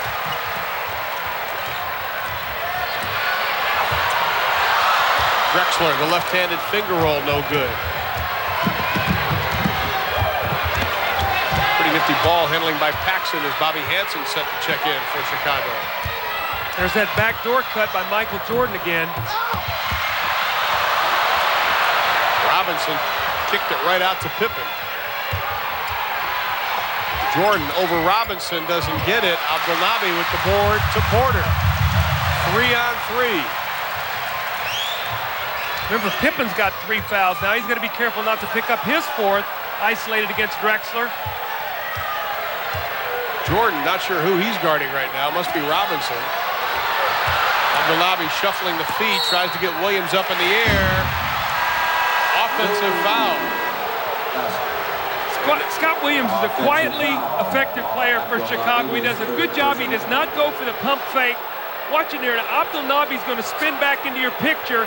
Pump fake, and he does not leave his feet, and you see him lower the shoulder. Excellent call. The shot goes in, but Abdelnaby created the contact to give himself space to get the shot.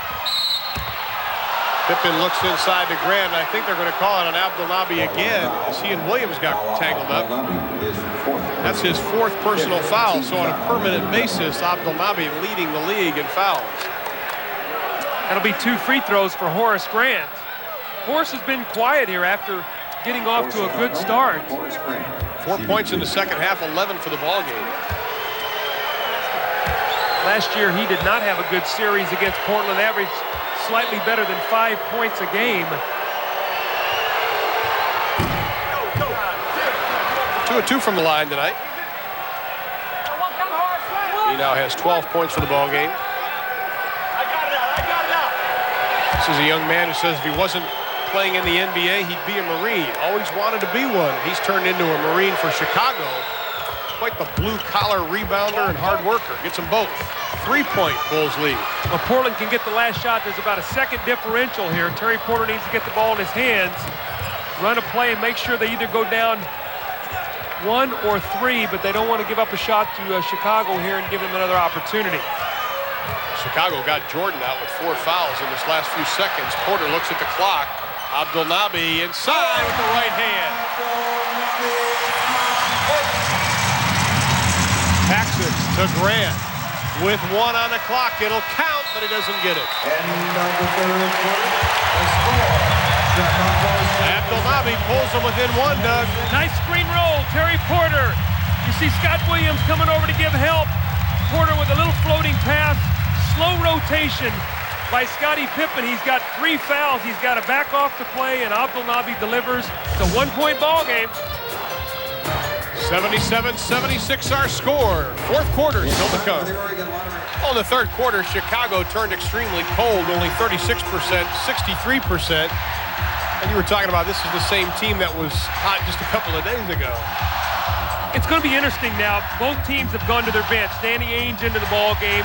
He and Porter, Cliff Robinson, Duckworth, and Abdelnaby for Chicago. It'll be Bobby Hansen and Armstrong with Pippen, Grant, and Scott Williams. So let's see now what the benches do in the second half. Chicago won that battle 18-7 in the first half. Remember Drexler, when he was rested in the first half, the team lost 9 points to Chicago. Michael Jordan with 4 personal fouls. Pippen with 3. Abdelnaby, the quick move, and the right hand goes down. That's Duke versus Clemson there. So that's right.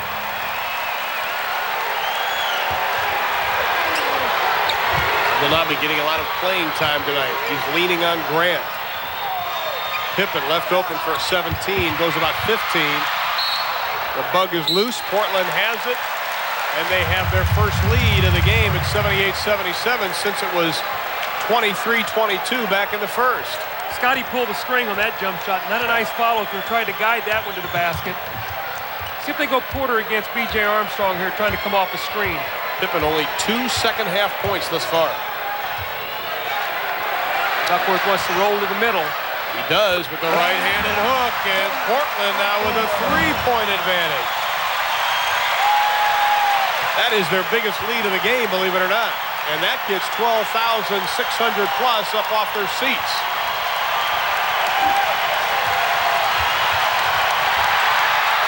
Shot clock at 7. Portland defense has been excellent here in this stretch. Pippen for 3. Doesn't get it. We've got a loose ball foul, and that will be on Williams, who doesn't like it. That is 3 on him.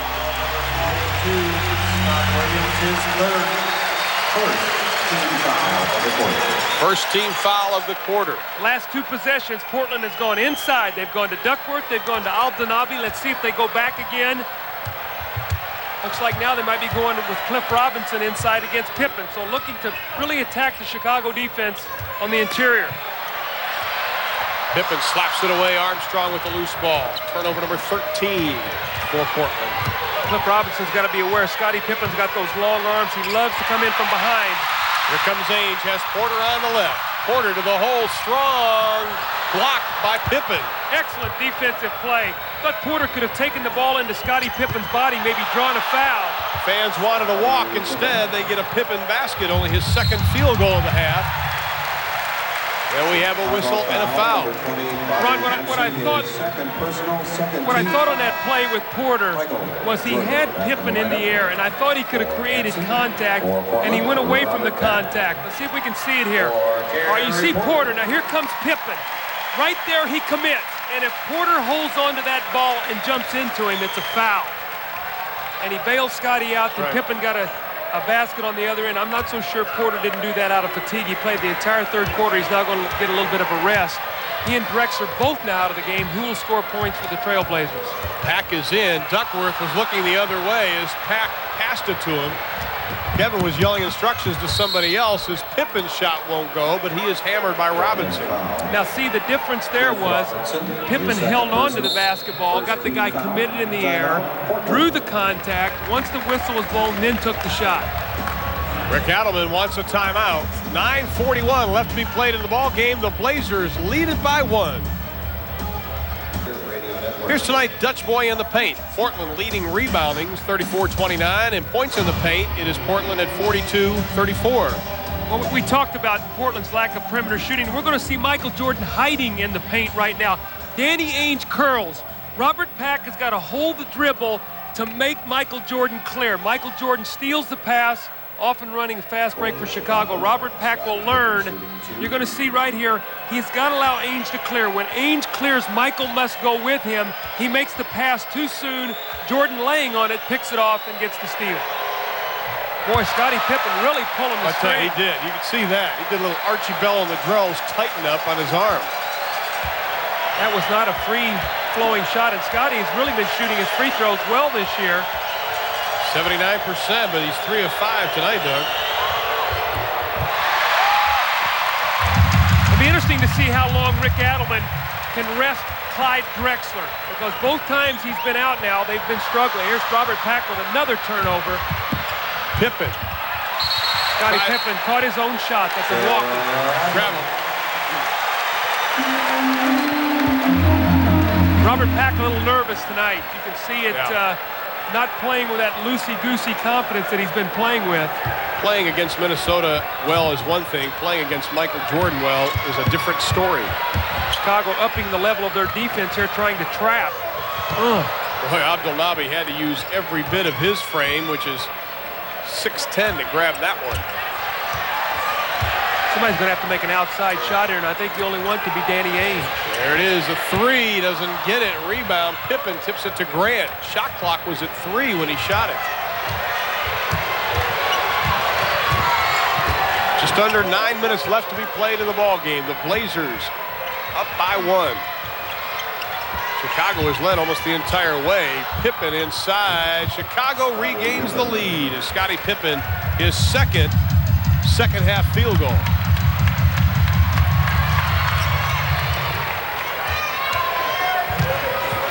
Jordan playing with 4. Ainge from 3 again. Way short. It's a 3-on-2. To Pippen. To the hole. Count the basket. Duckworth. Not a smart foul. Well, Danny Ainge took 2 tough shots. And what happens is long shots, long rebounds. B.J. Armstrong now drives it down the floor. Duckworth tries to prevent the layup, but he cannot do it. And Scottie Pippen with 2 quick baskets to give Portland now a 3-point lead, and Scottie trying to make it 4. Drexler has been out just over 3.5 minutes. Well, you can see right now where this Portland team is, that they can ill afford to have Drexler sitting down. I think Porter's going to have to come back in here real soon. Again, Portland has played uphill the entire night.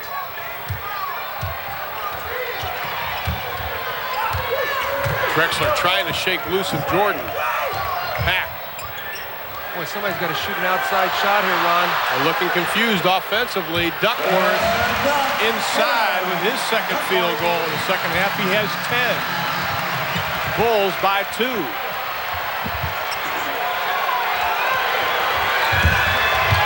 Porter up off Portland's bench.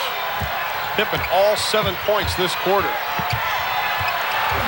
Armstrong hangs in the air. Grant clears everybody out. Well, Scottie Pippen has not made the outside jump shot all night. He's had 3 field goals now here in this 4th quarter when the Bulls have desperately needed them. But Cliff Robinson has been very quiet offensively tonight. We've got a whistle and a foul. Just a reminder, stay tuned. Here on TNT, coming up next inside the NBA with Fred Hickman and Hannah Storm. They'll have scores and highlights from tonight's action. That's following tonight's game. Terry Porter is checked back into the lineup. Scottie Pippen over by the trainer again. Chip Schaefer spraying that knee where he got banged. So Scottie still being bothered by that knee injury as Portland with all their starters back on the floor for the stretch drive here, 7:24 remaining. Williams picked up his 4th personal foul for Chicago.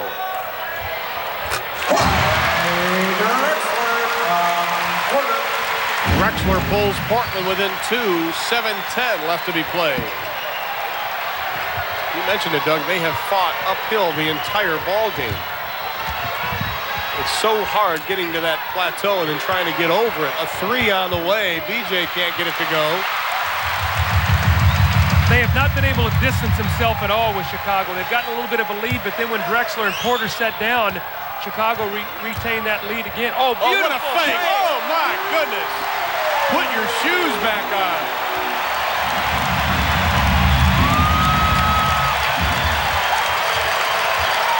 And then Jordan comes in strong, and he draws the foul. This is the old Harlem Globetrotter. Give it to you, take it back right here. Ooh, beautiful move. Scottie Pippen playing the passing lane on Porter. You're going to see him with the fake. Gorgeous drive by Terry Porter. Beautiful. It's like a play-action pass in football.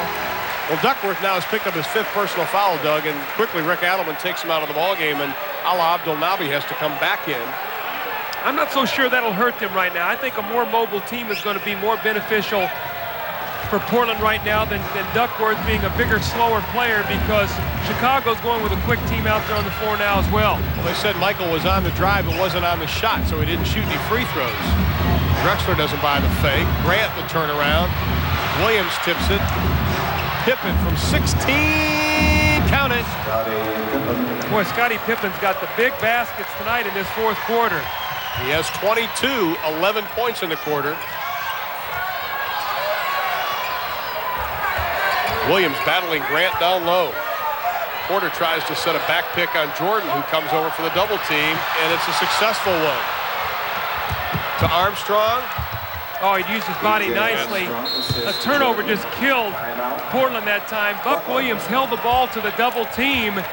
Should have gotten rid of it. He coughed it up, and Chicago will make you pay for those turnovers. Nice play by B.J. Armstrong here. You see Buck Williams holding the basketball. College basketball. Chicago knocking the ball loose. Beautiful bounce pass from Michael Jordan, and he does a nice job here. B.J. taking the ball to the other side of the basket, shielding himself away from Jerome Kersey. There is our score. The Bulls lead it by 4 over the Blazers with 5:53 remaining to be played. Our sister station tomorrow night, you'll see the Boston Celtics. They will be in the Omni to take on the Atlanta Hawks. Skip Perry and Dick Versace there for all the action. And then following the Hawks, what a night on U.S. Olympic gold. John Neighbor, Rowdy Gaines, Nicole Watson will have swimming. The U.S. Open Championship from Minneapolis. That's tomorrow night on U.S. Olympic gold, immediately following Atlanta Hawks basketball. Ron, interesting stat here in the fourth quarter. Scottie Pippen has 11 of the 13 points. B.J. Armstrong, the other 2. Michael Jordan has not attempted a field goal, so it's been Pippen carrying them on the offensive end. Portland's bench being outscored by the Chicago bench 20-11. Danny Ainge only 2 points, 1 of 4 shooting. Porter looks up at the shot clock, waiting to set up. Pippen on Drexler now. Yeah, they've made a switch because Michael has 4 fouls. BJ says he put up his arms, but instead BJ Armstrong is whistled for his second personal, 15th foul. Now that's big, Ron, Yeah, because it's going to be penalty the rest of the game right now. So every time Chicago fouls, Portland will be shooting free throws. So out of the last 5:37, let's see how many times Portland can take the ball, get a foul, and get to the free throw line. Porter 64 of 71 on the year, better than 90%. He has 13 assists tonight, and as I say that, he misses his first. Michael over the far side talking to Nunez, the official. I think he's trying to get a call. No, I don't think so. I don't think he needs to talk to anybody about it. Shooter's roll. 3 of 4 from the line for Porter, and it is a 3-point Chicago lead nearing the 5.5-minute mark. I'll tell you what, Portland's got to be very careful here. Is a little alley-oop play. Love to go backdoor. Jordan has it taken away by Jerome Kersey. Ball still belongs to Chicago, however, but what a play by Kersey. No one's Michael goes in the air. Kersey goes up strong and bats it away. Back to action. Shot clock at 8. Jordan sizes up Drexler. Way short. To Williams. To the hole. Count the basket as Williams goes down hard. And he bounces up quickly to get back on defense.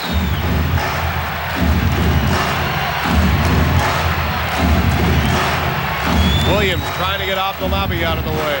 Pippen on the switch, doesn't get it.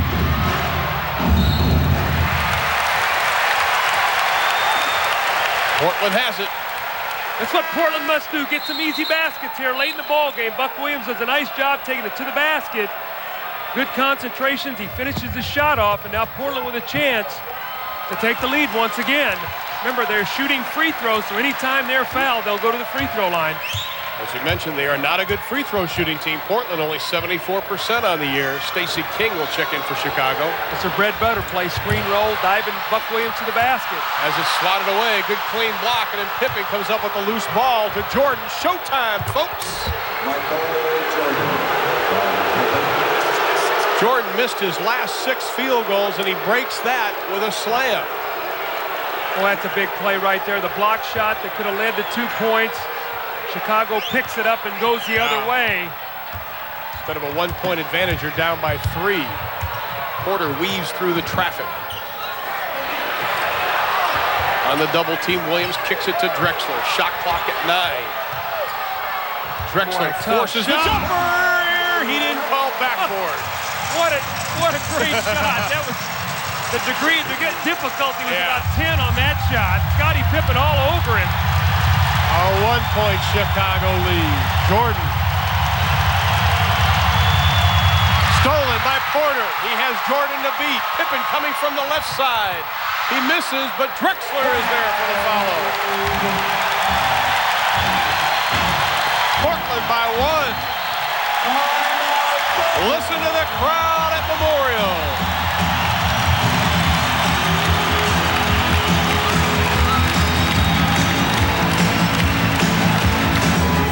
Well, Ron, we're in for a furious finish here. We're going to see the action. The last 3 possessions. Pippen with a hustle play after the block. He gets it ahead to Michael Jordan for the slam dunk. This puts Chicago up 3. Portland comes back, and Scottie Pippen, great defense. Drexler hanging and banking a shot in. And then Michael Jordan on penetration. Double team, the ball is kicked loose. Porter picks it up. Jordan and Pippen track him down. They force a difficult shot. And there is Drexler. He has 29 points, 10 rebounds, and 2 assists. So this game is all that we build at 93-92 Blazers. Let's see where Chicago goes on this offensive possession. Timeout, Chicago 3 plus a 20. Portland 2 plus their 20. The defensive intensity is picked up for Portland. Drexler, Jordan doesn't get it. Ball tipped into the hands of Abdelnaby. Portland has it. 3 minutes left in the ball game. This is the play that Portland loves to run. A little 2-up play, a little UCLA rub cut. Try to get Porter a little down screen or to post up Drexler. Pippen has been on Drexler the last couple of possessions. Oh, what a move. What a move. Oh, we talked about how he has carried this team the last few games, and that continues. Well, Scottie Pippen was upset. No one came over to give him help. As Drexler leaned in, there was no one there to help him out. Drexler averaged 29 a game versus Chicago last year. He has 31 tonight.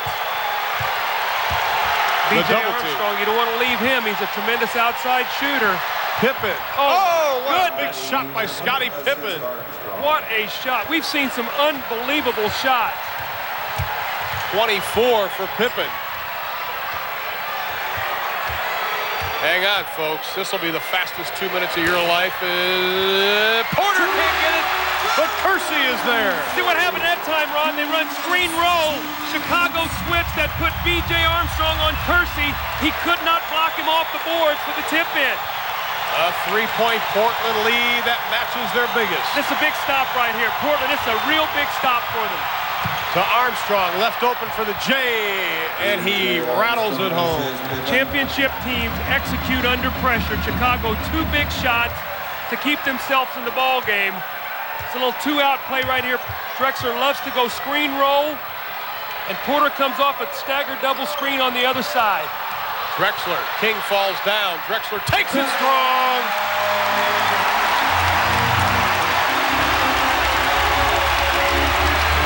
I thought Chicago was going to call time. They're going to go with it ahead. But Michael. Shot clock at 12. Grant on Abdelnaby. Pippen spotting up for a 3, but Armstrong takes it. King doesn't get it. And the ball goes out, belongs to Chicago. Stacey King. That could have been miracle shot number 3, Doug. We're going to keep it here. We might be able to see it again. With 1:04 left, the Blazers by 3.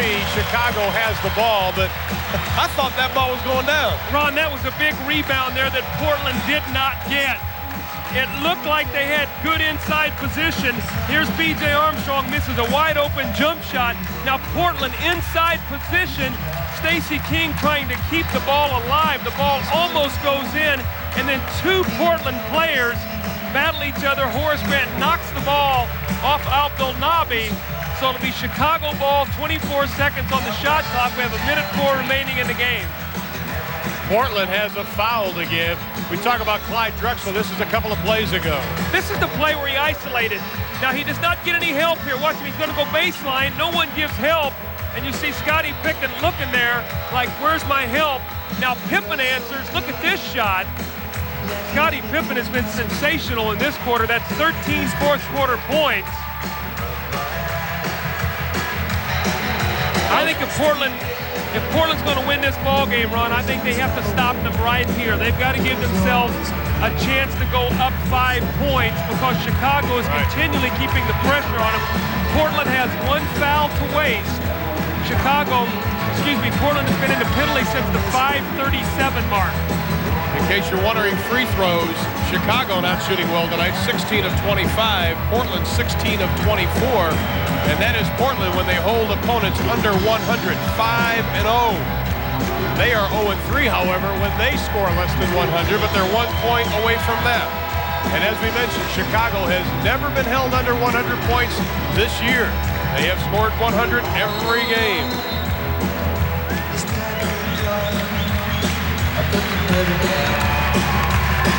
Kersey for Portland, Pippen for Chicago. He'll be joined by Jordan, Armstrong, King, and Grant. Check that. King sits down. Williams comes back in for Chicago. Drexler, Abdelnaby, Kersey, Porter for the Blazers, along with Drexler. Now, Michael Jordan, you have to keep your eye on him on this inbounds play. He loves to reverse you, and they throw up in the air to him, so Buck Williams has to be very careful here not to let Michael reverse him and get underneath the basket. 1 minute left in the ball game. Abdelnaby on Pippen, a lot of shaking and baking. Jordan inside, loses the handle. Chicago has it. Jordan doesn't get the call, and he doesn't like it. Shot clock at 11. Phil Jackson up. Let's take a look. Well, Michael Jordan is trying to create all kinds of contact here as he goes to the basket. He jumps into the air. Clyde Drexler's got all ball. Now he gets hit in the head by Kersey, but Drexler had all basketball. That's what the referee ruled. It'll be a 20-second timeout.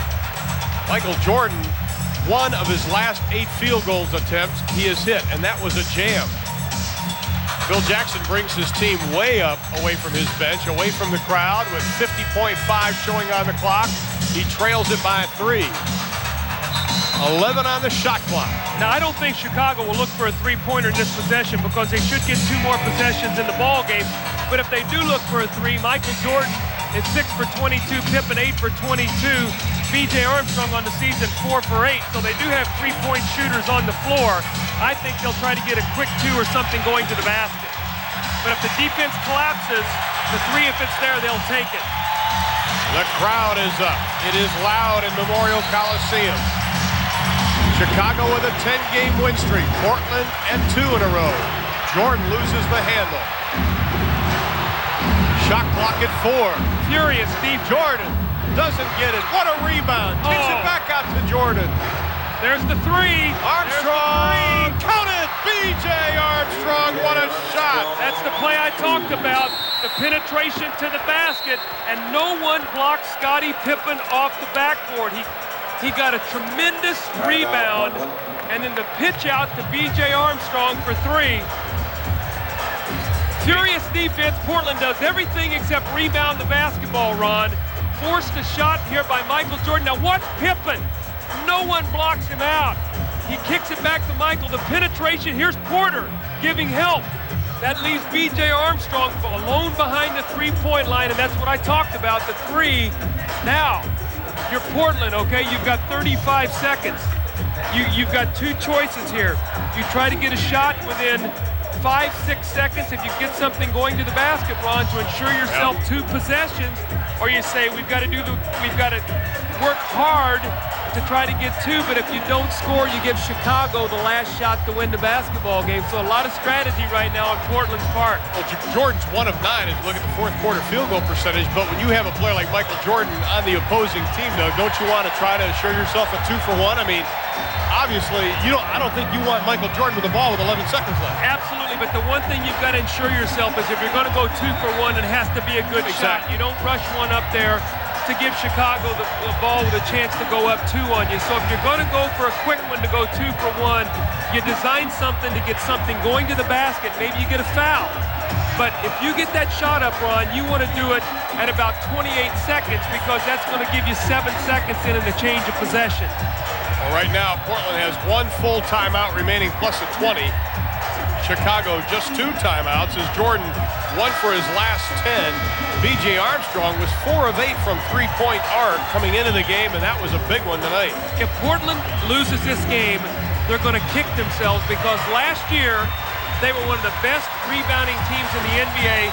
They gave Chicago 3 opportunities by not cleaning the defensive backboard there to win this basketball game.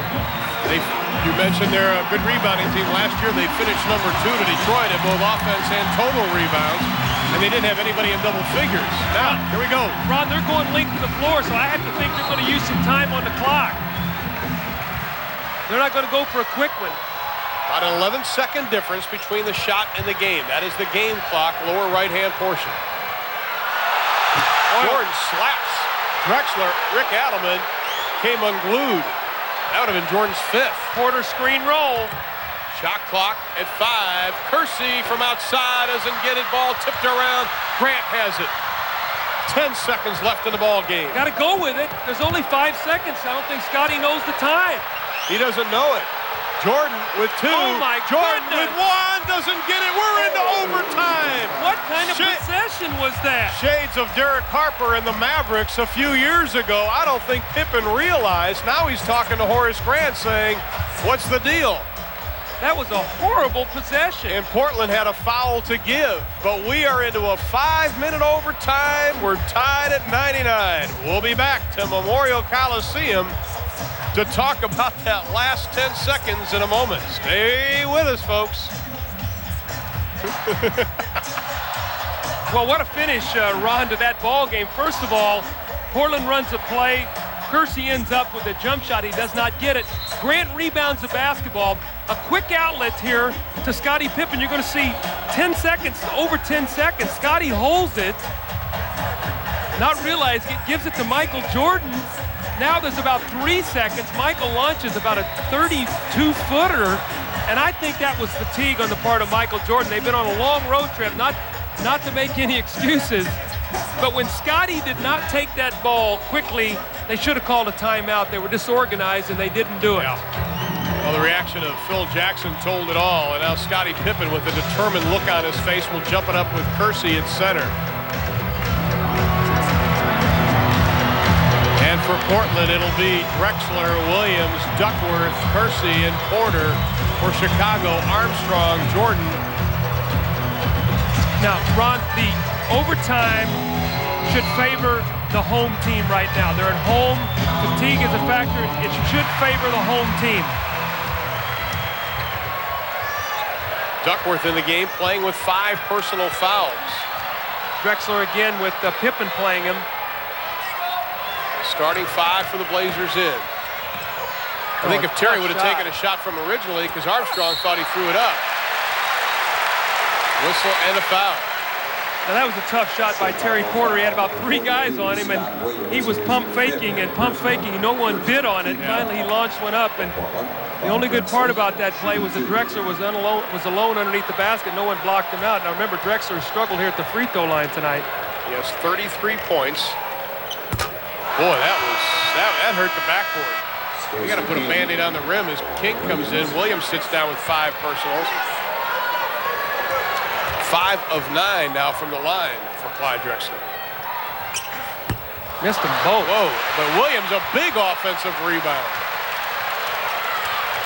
Oh, man, Buck Williams, look. Oh, my goodness. He is careless with that basketball. I'm sorry. That's scary. Look at this Poor shot. shot by Drexler. Not a good shot at all. And Pippen gets an early Christmas present right in front of him. Tied at 99. Into overtime.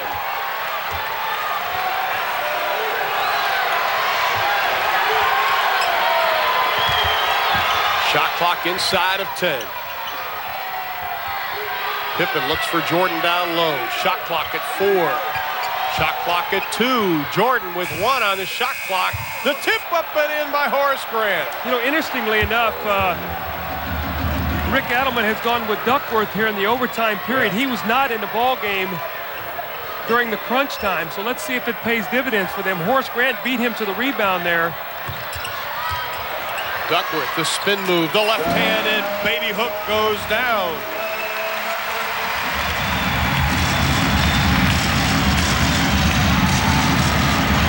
Portland 1-0 in overtime this season. Chicago also 1-0 in OT. This is the fourth overtime between these two teams as Chicago throws it away. Portland has won 2 of the 4 overtimes between the Blazers and Chicago. The post up for Buck Williams against Horace Grant. Buck's got to protect the ball as the shot clock narrows down inside of 7. Kersey cuffs the ball and drains it. Shot clock winding down, a running 10-footer off the wrong foot. This is what you got in your playbook. I'm telling you, that's why you're sitting here. You got it. Did that. Blazers by a pair. Well, Michael Jordan with the switch. He should be able to take it past Buck Williams. If Porter helps, Armstrong will get a shot. Pippen for 3, doesn't get it. Rebound, kicked off the leg of Chicago. It'll belong to Portland. 2:32 left in the ball game. See, this is a big possession for Portland. I tell you why, Ron, is because they've never put themselves in a position where it would take Chicago 2 possessions to beat them. They've never been up more than 3. Chicago led by as many as 12, but like you said, 3's the biggest lead. Drexler has it slapped away. Duckworth from the baseline with 6 on the clock, doesn't get it. See, Duckworth, one of his main weapons is the ability to hit that little open jump shot. Armstrong, who had the big 3, doesn't get the big 2. 2 minutes. Final 2 minutes of overtime. They leave Porter open, and he doesn't get it. Back and forth. Put the playground shoes on. King strong to the hole. Pippen's tip won't go. Which team is going to be standing at the finish? Whoa, showtime, and they throw it away. My goodness, a little too much French pastry. And we're going to have a timeout. Phil Jackson has seen all he wants to see. Doug, don't you miss coaching? Oh, my goodness, I tell you, this is something you don't want to do. Behind the back pass, minute 41, you got a team on the run, and Drexler with a behind the back pass. Chicago now possession with a chance to tie. Michael Jordan is one of his last 12. And only 1 in the second half as far as rebounds are concerned. And his Bulls trail the Blazers by 2, 103-101. Just a reminder, TNT coming your way again Tuesday night as Reggie Miller takes on Isaiah Thomas. Indiana, Detroit, 8 o'clock Eastern time. And then on Friday night, we'll have more NBA action as Utah takes on San Antonio. Once again, as usual, 8 o'clock ET time. Doug, talk about it. Ron, I tell you, you want to make the simple play in a game like this. You've worked so hard. You've got to make the play and you got to execute. And Portland is giving Chicago every chance to win this basketball game. Not defensive rebounding, turnovers, some tough shots. And, I mean, this would be a game for Chicago to steal after really controlling the whole game. We'll see what they get out of the timeout. Pippen trying to make something happen offensively. He has Kersey on him as the shot clock goes to 7 and Pippen throws it away. Jordan faked right, went left. The ball split the difference. I want to tell you what, you're looking at 2 tired teams right now. These teams have played so hard, so a lot of this execution is fatigue. 2 heavyweights slugging it out in the middle of the ring. Who's going to be left standing as we are nearing the 1-minute mark? And Drexler, his second bad pass, he tried to force it. Guys, you're not even getting shots at the basket. I mean, you're putting yourself in a position here. They could be up, Doug. 6. Seriously, by 6. At least. They've had 2 possessions here. They let Jordan get a running start. Armstrong for 3 doesn't get it. There's another rebound. Now Pippen knocks in a 3 or they're losing, or if somebody makes a 3, it's got to clean the board. Order on Jordan now. The double team by Kersey. Jordan, strong move. Now they're right back to where they were in regulation. Do they get it? They got to get a shot up here to go 2 for 1, so they got to go quickly and get something right here. 33 for Jordan, tied at 103. Porter from 16, he drains it. Now see, that was a good possession. There's 6.5-second differential, Ron, so if Chicago scores, Right. Portland has the last shot to win the basketball game. Rick Adelman is up. The crowd is up. Jordan, the acrobatic move. He doesn't get it. Porter walked with it. And we'll go the other way. Good call by Mike Mathis. The question is, when Terry Porter caught that ball, Ron, they don't need to score. It's 15 seconds. They're up 2. Catch the basketball, force Chicago to foul you. You don't need those 2 points. Portland has a foul to give, but let's look at that again if we can and see, because I think it was a good call by Mike Mathis. He was walked right in front of us. But in that situation, Ron, you catch the basketball. Here's the drive by Michael. It doesn't go. Excellent help there by Buck Williams. Here's the rebound. See, you don't need that pass. And there's the walk right there. Catch the basketball. Terry Porter's an 80-something% free throw shooter. Make them foul you. Here's Porter's shot that gave them the 2-point lead from about 17. But now the point is that Chicago has 15.6 to work with. That's a lot of time. Well, it is a lot of time. Portland has a foul to give now. So it's important if Michael Jordan is going to the basket, you foul him and you make him take the ball back out of bounds. Now, the one thing you don't want to do is you don't want to give up a 3 in this situation. You got to stay with Armstrong. You got to stay with Pippen. If you give help, you help off a big man. As we look inside the Portland huddle with Rick Adelman drawing the defense up. The Chicago's lineup, Phil Jackson. Pippen talking to Grant. Now, it'll be interesting to see where Phil Jackson wants him to take the ball. Knowing Phil the way I do, a lot of instances he takes it full court so the guy can get a full head of steam going to the basket. If the defense collapses, you can see the whole floor. And people don't realize what a difficult thing it is to try to get the ball in at half court when you're being overplayed. He's going to get it out just about in front of us, just to our left. Mike Mathis picking up the ball on the far side. The plays have been drawn. The offense and defense is set. And we are ready for the final 15.6 of overtime. Abdelnaby is in the ball game for Duckworth to give them a more mobile player. In the lineup for Portland, number 31, Abdelnaby. John Paxson in the ball game, a spot-up jump shooter. A 3-point threat, so Chicago with Armstrong, a 3-point shooter. Jordan can hit the 3, Pippen and Paxson. Really the only guy that you wouldn't expect to shoot the 3 would be Horace Grant. Matchup problems here. You've got Kersey against Paxson. So Rick Adelman's going to take a 20 and talk about it.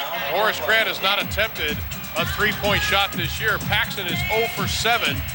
Pippen 3 of 22 coming into tonight's game, and Jordan was 6 of 22 coming into tonight. Well, last year, John Paxson made 42 3-point field goals. He shot 43 from the 3-point line, so he's very capable. He just has not gotten his legs after being out with an ankle injury, so he has not been shooting the 3 as much this year as 0 for 7. Well, Fred Hickman and Hannah Stormer standing by at CNN Center in Atlanta to bring you inside the NBA immediately following tonight's game. Well, I all hope the games are finals. We'll have all the highlights. Hang on, Fred and Hannah. We'll try to get it over with. Well, I hope the people on the East Coast, it's 10 after 1, have stayed into this game because this has been an unbelievable finish. Plays that you just can't imagine have happened in this kind of pressure situation. It's 10 after 1 on the East Coast. 15.6 left. Here we go, folks. Hold on to your chairs. See if they take the foul. Almost a good defensive play by Drexler. Got to take the foul. He tried to foul Jordan, not on the shot, no basket, on the drive, 5-point one, and quickly Danny Ainge rips off the jacket and he'll come in for Portland. Now, let me tell you what Chicago likes to do in this situation. Portland has to really watch. Scottie Pippen likes to throw the ball into Horace Grant, get a quick handoff, and turn the corner and take the ball to the basket. Let's see if Chicago goes to that play. That's one of their plays they love to run in a crucial situation from the sideline. Phil Jackson calls a full timeout. 5.1 left. We'll be back. With Portland leading by 2, Phil Jackson of Chicago wanted a continuation on this play, but it's a tough call, Doug. Well, it is, but you know, if you're Clyde Drexler and you're trying to give a foul, You grab Michael Jordan and you hold him so he can't even get the shot off. He's too good. You can't give him that opportunity. We've already seen the situation tonight where he got a shot up in the air or didn't get one, and they gave him a continuation. So if you're going to take a foul, you grab the guy so he has no way to make the shot. Well, now Chicago is out of timeout, so the first business at hand is getting the ball inbounds. Now again, watch Pippen throwing into Grant, getting a handoff and turning the corner. Armstrong, Paxson spotting up for three-point shot. To Jordan for the tie. Jordan at the buzzer with 1.2 left. Called a foul, too. There's a foul call. The basket's good, and it's a foul. Called a loose ball foul. The basket is good. Loose ball foul on Chicago. Now Danny Ainge is hurt. Danny Ainge is shooting the free throws. Is that a penalty free throw?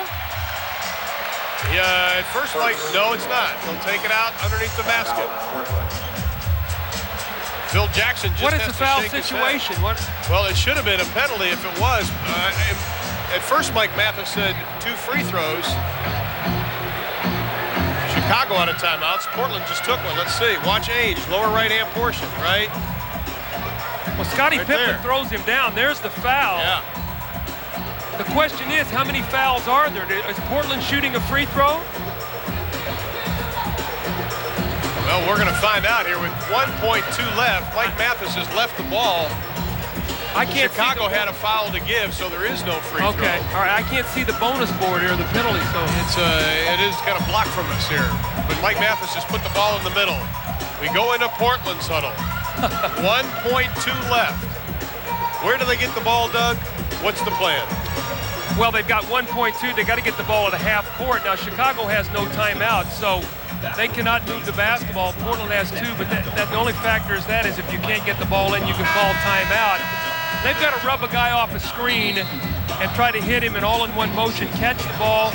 1.2, you can get the shot off. So they have time if they can free a guy for the open shot. See if Danny Ainge will stay into the lineup for Portland. Danny Ainge is coming in for the Blazers, along with Porter, Williams, Drexler. Now Chuck Nevitt is coming into the game, and what he's going to do is he's going to stand underneath the basket, either that or he's going to be all over the guy throwing the ball in. I would probably say he's going to be all over the guy trying to throw the ball in so he can't see the floor. This is Chuck Nevitt's 3rd appearance. He has only played 2 minutes, 1 minute in each previous game. And at half court, Williams will trigger the inbounds pass. They're saying they want it on the other side of the court, which is their choice. Well, you got to get it back here at the half court position. Now Nevitt's going to be all over. Mike Mathis telling Chuck Nevitt, all 7'5", 237 pounds of him. Williams to Porter, throws it up at the buzzer. It won't go. We're going to another overtime. Jiminy Christmas. 105. We're knotted up again. Ernie, you can't go home yet, partner. We still have an exciting 5 minutes left in this game. Ernie in our studios in Atlanta. Thank you, Ron. Jiminy Christmas is right. And thank you very much, Ernie. As you mentioned, we are knotted up at 105. We were knotted up at 99 at the end of regulation play. 6 points for both teams in OT. The crowd here hanging on. Michael Jordan with 35 points leading the way for Chicago. Clyde Drexler with 33 for Portland. Portland, costly mistakes. The behind-the-back pass by Drexler. Porter with the walk. 3 turnovers in their final 4 possessions. Here we go again. Well, I guess if overtime favors the home team, double overtime's got to favor them too. I don't know who's going to be standing after this ball game's over. Drexler now again isolated against Pippen, going inside to Duckworth. He's double teamed. Shot clock at 7. He forces it up, gets his own board. He's going to try it again. Count it. The first punch landed by Portland. Chicago not staggering, but they're against the ropes.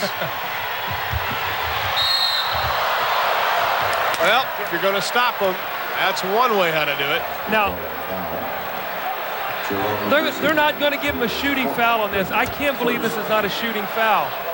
Here's Duckworth on the lean in. He gets the rebound and just sort of throws a couple people out of the way, and he gets the shot.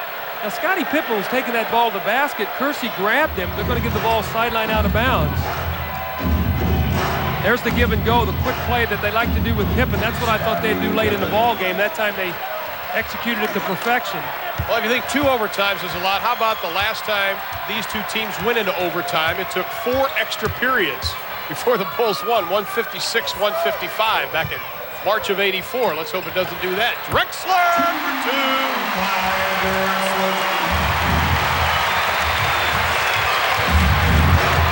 Chicago's last double overtime was March of '91. They lost to Boston. Williams battling Duckworth. Jordan, the trigger, the basket. Jordan now with 37 points. Got to remember now, Chicago's finishing up a 2-week road trip. They've been out on the road, so they are showing tremendous amount of pride in this ball game. The easiest thing to do would have said, hey, we don't have this ball game, but they have not done that. So they've got to play at Sacramento tomorrow. Turnover again for Portland. They are trying to gift wrap this to Chicago. Jordan, Drexler on him. It's been a standstill between these two. Drexler grabs Jordan's arm.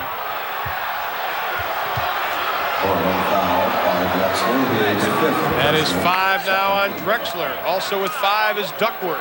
Well, Drexler now has to be very careful. He's guarding Michael Jordan. He has 5 fouls. They cannot lose him because he has been their whole offense. If they lose him, they're in serious trouble because when he's been out of the ball game, they have not been able to score.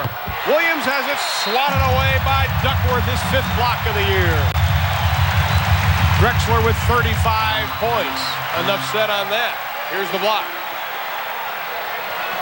Nice block there by Big Duckworth. Armstrong cut through the paint. They almost had him for an easy 2.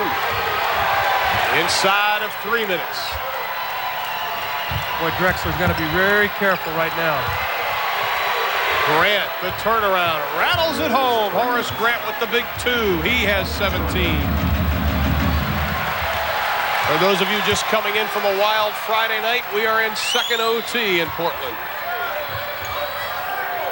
Drexler from the outside, way short to the left.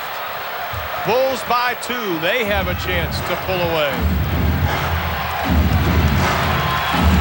After striking the first blow, Portland takes 2 on the chin from Chicago. Michael looks fresher now than he did in the first overtime. That's 2 quick moves he's just made. Portland gets a break. Porter has Drexler on the right. The fake into the hands of Grant, no call. Armstrong will wisely hold it up as we are inside of 2 minutes. These guys are so tired right now, Ron. Both teams have played so hard. If Chicago gets a basket here, 4 points is major now with under 2 minutes to go. A 3-pointer would put them up 5. Shot clock at 3. Pippen lets it go, and he drains it, and it is a 4-point Chicago lead. Scottie Pippen with his 28th point of the ball game, and it is the biggest. 1:46 left, the Bulls by 4. Well, Terry Porter taking the ball to the basket. It was 111-109 at this point in time. He's going to pump fake and go in the air and try to draw the foul. Nothing called, and Chicago goes back the other way. Use a little shot clock. Michael Jordan with a penetration. Kersey comes over to give help. Duckworth a little late in getting over to Scottie Pippen, who bangs in the open jump shot. Chicago now up 4, minute 46 to go. Needless to say, this is a major possession for the Portland Trailblazers. They have had the advantage in overtime, only to see it slip away every time. Our hats off to Chicago for the pride they have had in coming back, because they look like they were knocked out a couple of times. But as Doug mentioned, both teams extremely fatigued right now. I still go back to that possession where 15 seconds to go in regulation and the long pass where Porter walked. When Portland had a 2-point lead, they did not need to take that shot.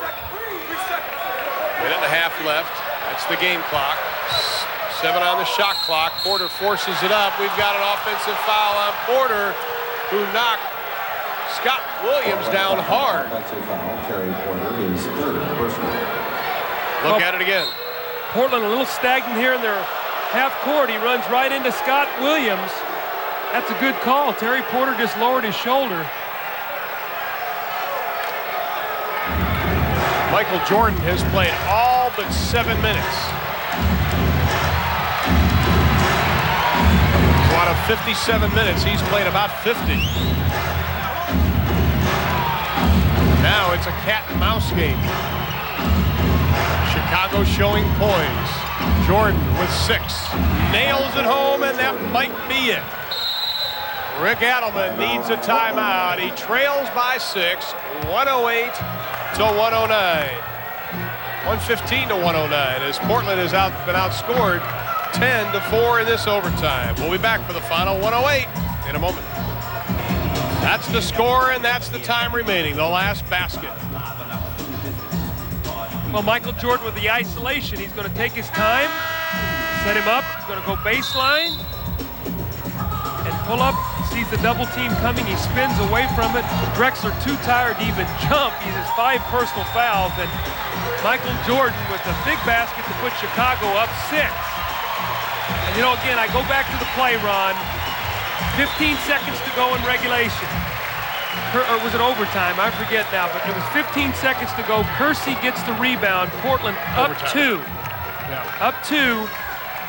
They don't need to score. They try a long pass that Porter walks with the basketball, gives Chicago then a chance to come back and get it into the second overtime, and now it looks like they're going to win this basketball game. Well, we had Scottie Pippen running out the clock before getting it to Jordan in regulation as Porter gets the quick 2. Now they've got to put a little pressure on as they're still down by 4.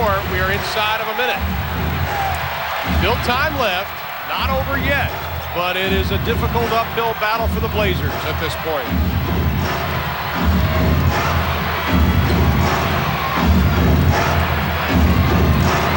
Jordan. Shot clock at 5. Pippen for 3. Jordan, the foul doesn't get it. Portland's still alive. They've got Drexler coming down the left side. There he is. Ooh, he wanted that 3-point play. Doesn't get it. Now, you know, if Michael Jordan had that play to do over again, he would have got that rebound. He would have pulled it back out and used clock. But you know what? Even the great players, when they're tired, make mistakes. Now, here's the shot. Recycling of the shot clock. Michael's got it right there. Now, I know that's a point-blank shot, but at the point in time, you could have used some shot clock, but fatigue will do those kind of things to you as Drexler misses another free throw. Again, I'm going to say he's very, very flat on the free throw tonight. That one skimmed the front rim. He's now 5 for 11. Oh, my goodness gracious. That one is a line drive, but it finds the hole, and it is now down to a 3-point game. A defensive stop is a necessity for Portland. That'll give them the opportunity at least for a tie. Watch Scottie Pippen going back door here. Jordan almost walked with it. The 2 by Jordan, in and out, no good. Rebound, Pippen fights for it. Portland has it. Duckworth all alone. The Drexler. And that may not do him very much good, though, because they're still down by 1 with 8.2 left. Got a foul. Got a foul. Now, see, Drexler's got to give the foul. He's out of the game. He's out of the game. That is 6 for Clyde Drexler, and he will have to sit down with 38 points. Now, I asked you there, Ron, do you take that quick 2 like that, or that long pass, and you try to shoot a 3-point shot? I don't know. Well, there was nobody down there. I know. I'm surprised Drexler didn't pull back out. That's what I'm saying. The 3. It's a horse shot for him. Boy, Clyde Drexler had a sensational game. I mean, you know, you can't knock him, but Michael misses the shot here. Pippen over the back to try to kick the rebound loose. Kersey now, or excuse me, Porter throws ahead. Now, no one down the floor. He's so far inside the 3-point line, though, I'm sure he wouldn't have had a chance to do that. So that's very unfair to Clyde. I'll take that back. And Grant was streaking down. Grant was streaking down the middle. Now, B.J. Armstrong, 6th in the league in free throw shooting. You don't want B.J. to get the ball or Michael Jordan if you can keep it away from those guys. Paxson, a good free throw shooter. If at all possible, you'd like Horace Grant to have to catch the basketball to take this to 2 free throws, but you're not going to get your choice because Michael Jordan will find a way to get the ball. Horace Grant's 86% too, and he's 3 of 3. Chicago has to call a timeout. They can't get the ball in, and Phil Jackson is mad at his troops for not getting it in. Well, Well, what happened was B.J. Armstrong and Paxson both went the same way when they broke out of the cut. Michael Jordan went opposite, and Michael was so tired, I think he was hoping someone else would get the basketball. You saw him look at Scotty like, get it to Paxson or B.J., I'm exhausted. 6.2 left to be played. 114-115. We're trying to decide our Budweiser player of the game. Ken Nolan, Killer, our producer, wants Scottie Pippen. Who do you like? You've got Jordan, you've got Drexler. Either Pippen or Jordan. You have to give it to the team that looks like they're going to win the game, although Chicago's not won the game yet. Well, how about if we give it to let Lonnie Dale, our director, make the deciding vote? But no, Killer overrides it, ladies and gentlemen. That's why he gets the big bucks. Scottie Pippen is our Budweiser player of the game. 28 points, 11 rebounds, 8 assists. You know what, though? It's a little early here. I tell you, you don't know what's going to happen. There's 6.2 seconds to go. We might see triple overtime. Dennis Mnuchin, our stat man, went nuts when he saw Scottie Pippen Budweiser. He knows the game isn't over yet. Killer buys supper after the game if we go. But we have 6.2 left. Now, you have to put pressure on. You have to make the foul, but still, the uphill battle again. Well, what you have to hope is that if you can't get the steal, you get the foul. And they go to the free throw line and they miss one of two or maybe both, so that if you're only down 1 or 2 wins the game, or if you're down 2 or 2 ties it. If he makes them both, then you need a 3 to send it an OT. So in the best of all worlds right now, if you're Portland, you don't get the steal, you get a foul, and hopefully Chicago misses one of the 2 free throws. That's what you got to hope for right now. Well, they both have a timeout to give as Robert Pack, the rookie of USC, comes into the lineup. Danny Ainge trying to get Jerome Kersey to back up a little bit, but Kersey comes up to Pippen. See, I don't know. Tommy Nunes says you got to back up, and now delay of game warning to Portland because Kersey came right on top. I'm going to tell you what, I would double team Michael Jordan right now. I'd get all over Michael Jordan and not let him catch the ball. John Paxson's cold. He's been sitting on the bench for about 20 minutes. Jordan on the breakaway, but he holds it up, and he is going to be fouled by Kersey. What a quick move by Michael Jordan. He has played better than 50 minutes in this game, and he still had something left in the legs. Well, I tell you what, he came out of the pack like a rocket. Well, right now, we talked about it. Portland's got to hope that Michael misses 1 or 2 free throws. If he doesn't, it's going to take a 3 to tie the basketball game. And if you're Chicago, do you even let them attempt a 3? Do you foul them and prevent them from getting a 3 off? So he's only missed 1 of 8, make it 1 of 9, and it is a 2-point ball game. Duckworth in, Ainge out. Well, if Chicago wins this basketball game, they're 5-0. They go to Sacramento and play tomorrow night with a chance to sweep this Western trip. This would give them their 11th straight win, and tomorrow night would tie the club record if they won at Sacramento for 12 straight wins. So Chicago often flying right now early in the season. Michael misses, and Portland uses their final timeout. 3.5. It is the Portland Marathon. We'll be back again. That's a big if Portland does not win this game, Terry Porter will look back at this play. Well, Jerome Kersey should have never thrown this pass. If he holds the ball, Portland is up 2 there. There's about 20 seconds to go. Chicago would have had to foul. Now, Terry Porter does catch the ball, and all he needs to do is get possession, and Chicago has to foul, and they're up 2. So if Portland doesn't win, they're going to look back at that play and I'm sure talk to themselves about the long pass and the traveling violation. Now, 3.5 seconds to go. A 3 wins it for you. The big thing is there is no Drexler now to go to. He is fouled out of the ball game. Duckworth is in the game. Buck Williams, Porter, Kersey, and Ainge. Ainge, a 3-point shooter. He'll be played by Michael Jordan. I would go to Porter. Maybe Porter pull up, shoot a 3, or take the ball to the basket. Here we go, folks. We're going to watch it with you.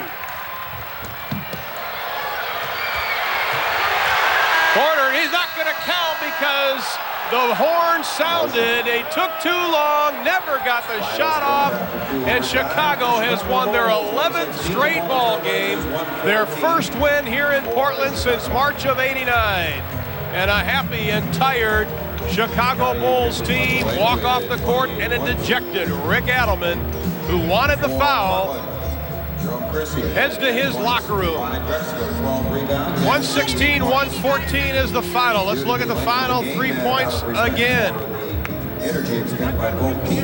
Porter working around B.J. Armstrong. Good defensive effort by the Bulls, and by the time Terry Porter pulls up, the game is all over, and Chicago wins their 11th straight. The final 116-114. Clyde Drexler led the way for Portland with 38 points. Leading the way for the Chicago Bulls with 40 points was Michael Jordan. And a man that had 28 points for the Chicago Bulls, who had a couple of big baskets, Scottie Pippen. Scottie, first of all, Doug and I were talking, how tired are you guys because you played an awful lot of minutes tonight?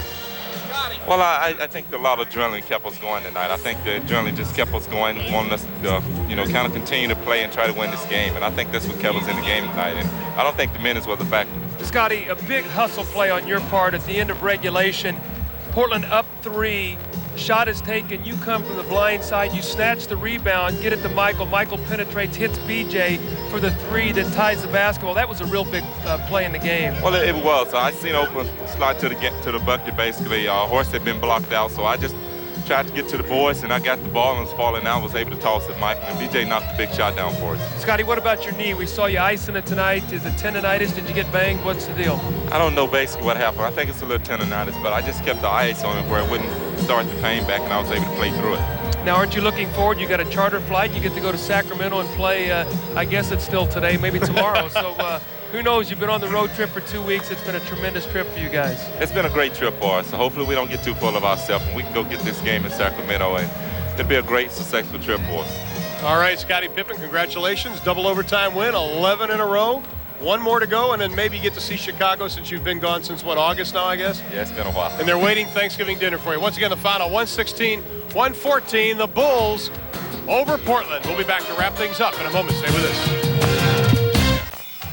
11 in a row for Chicago. They win it double overtime, 116-114. Just a reminder, coming up, Fred Hickman had a storm with Inside the NBA with all the scores and highlights from tonight's action. And on Tuesday night, our next NBA game, it'll be Indiana and Detroit. All gets underway 8 o'clock Eastern time right here on TNT. Once again, the final 116-114. Bulls win it.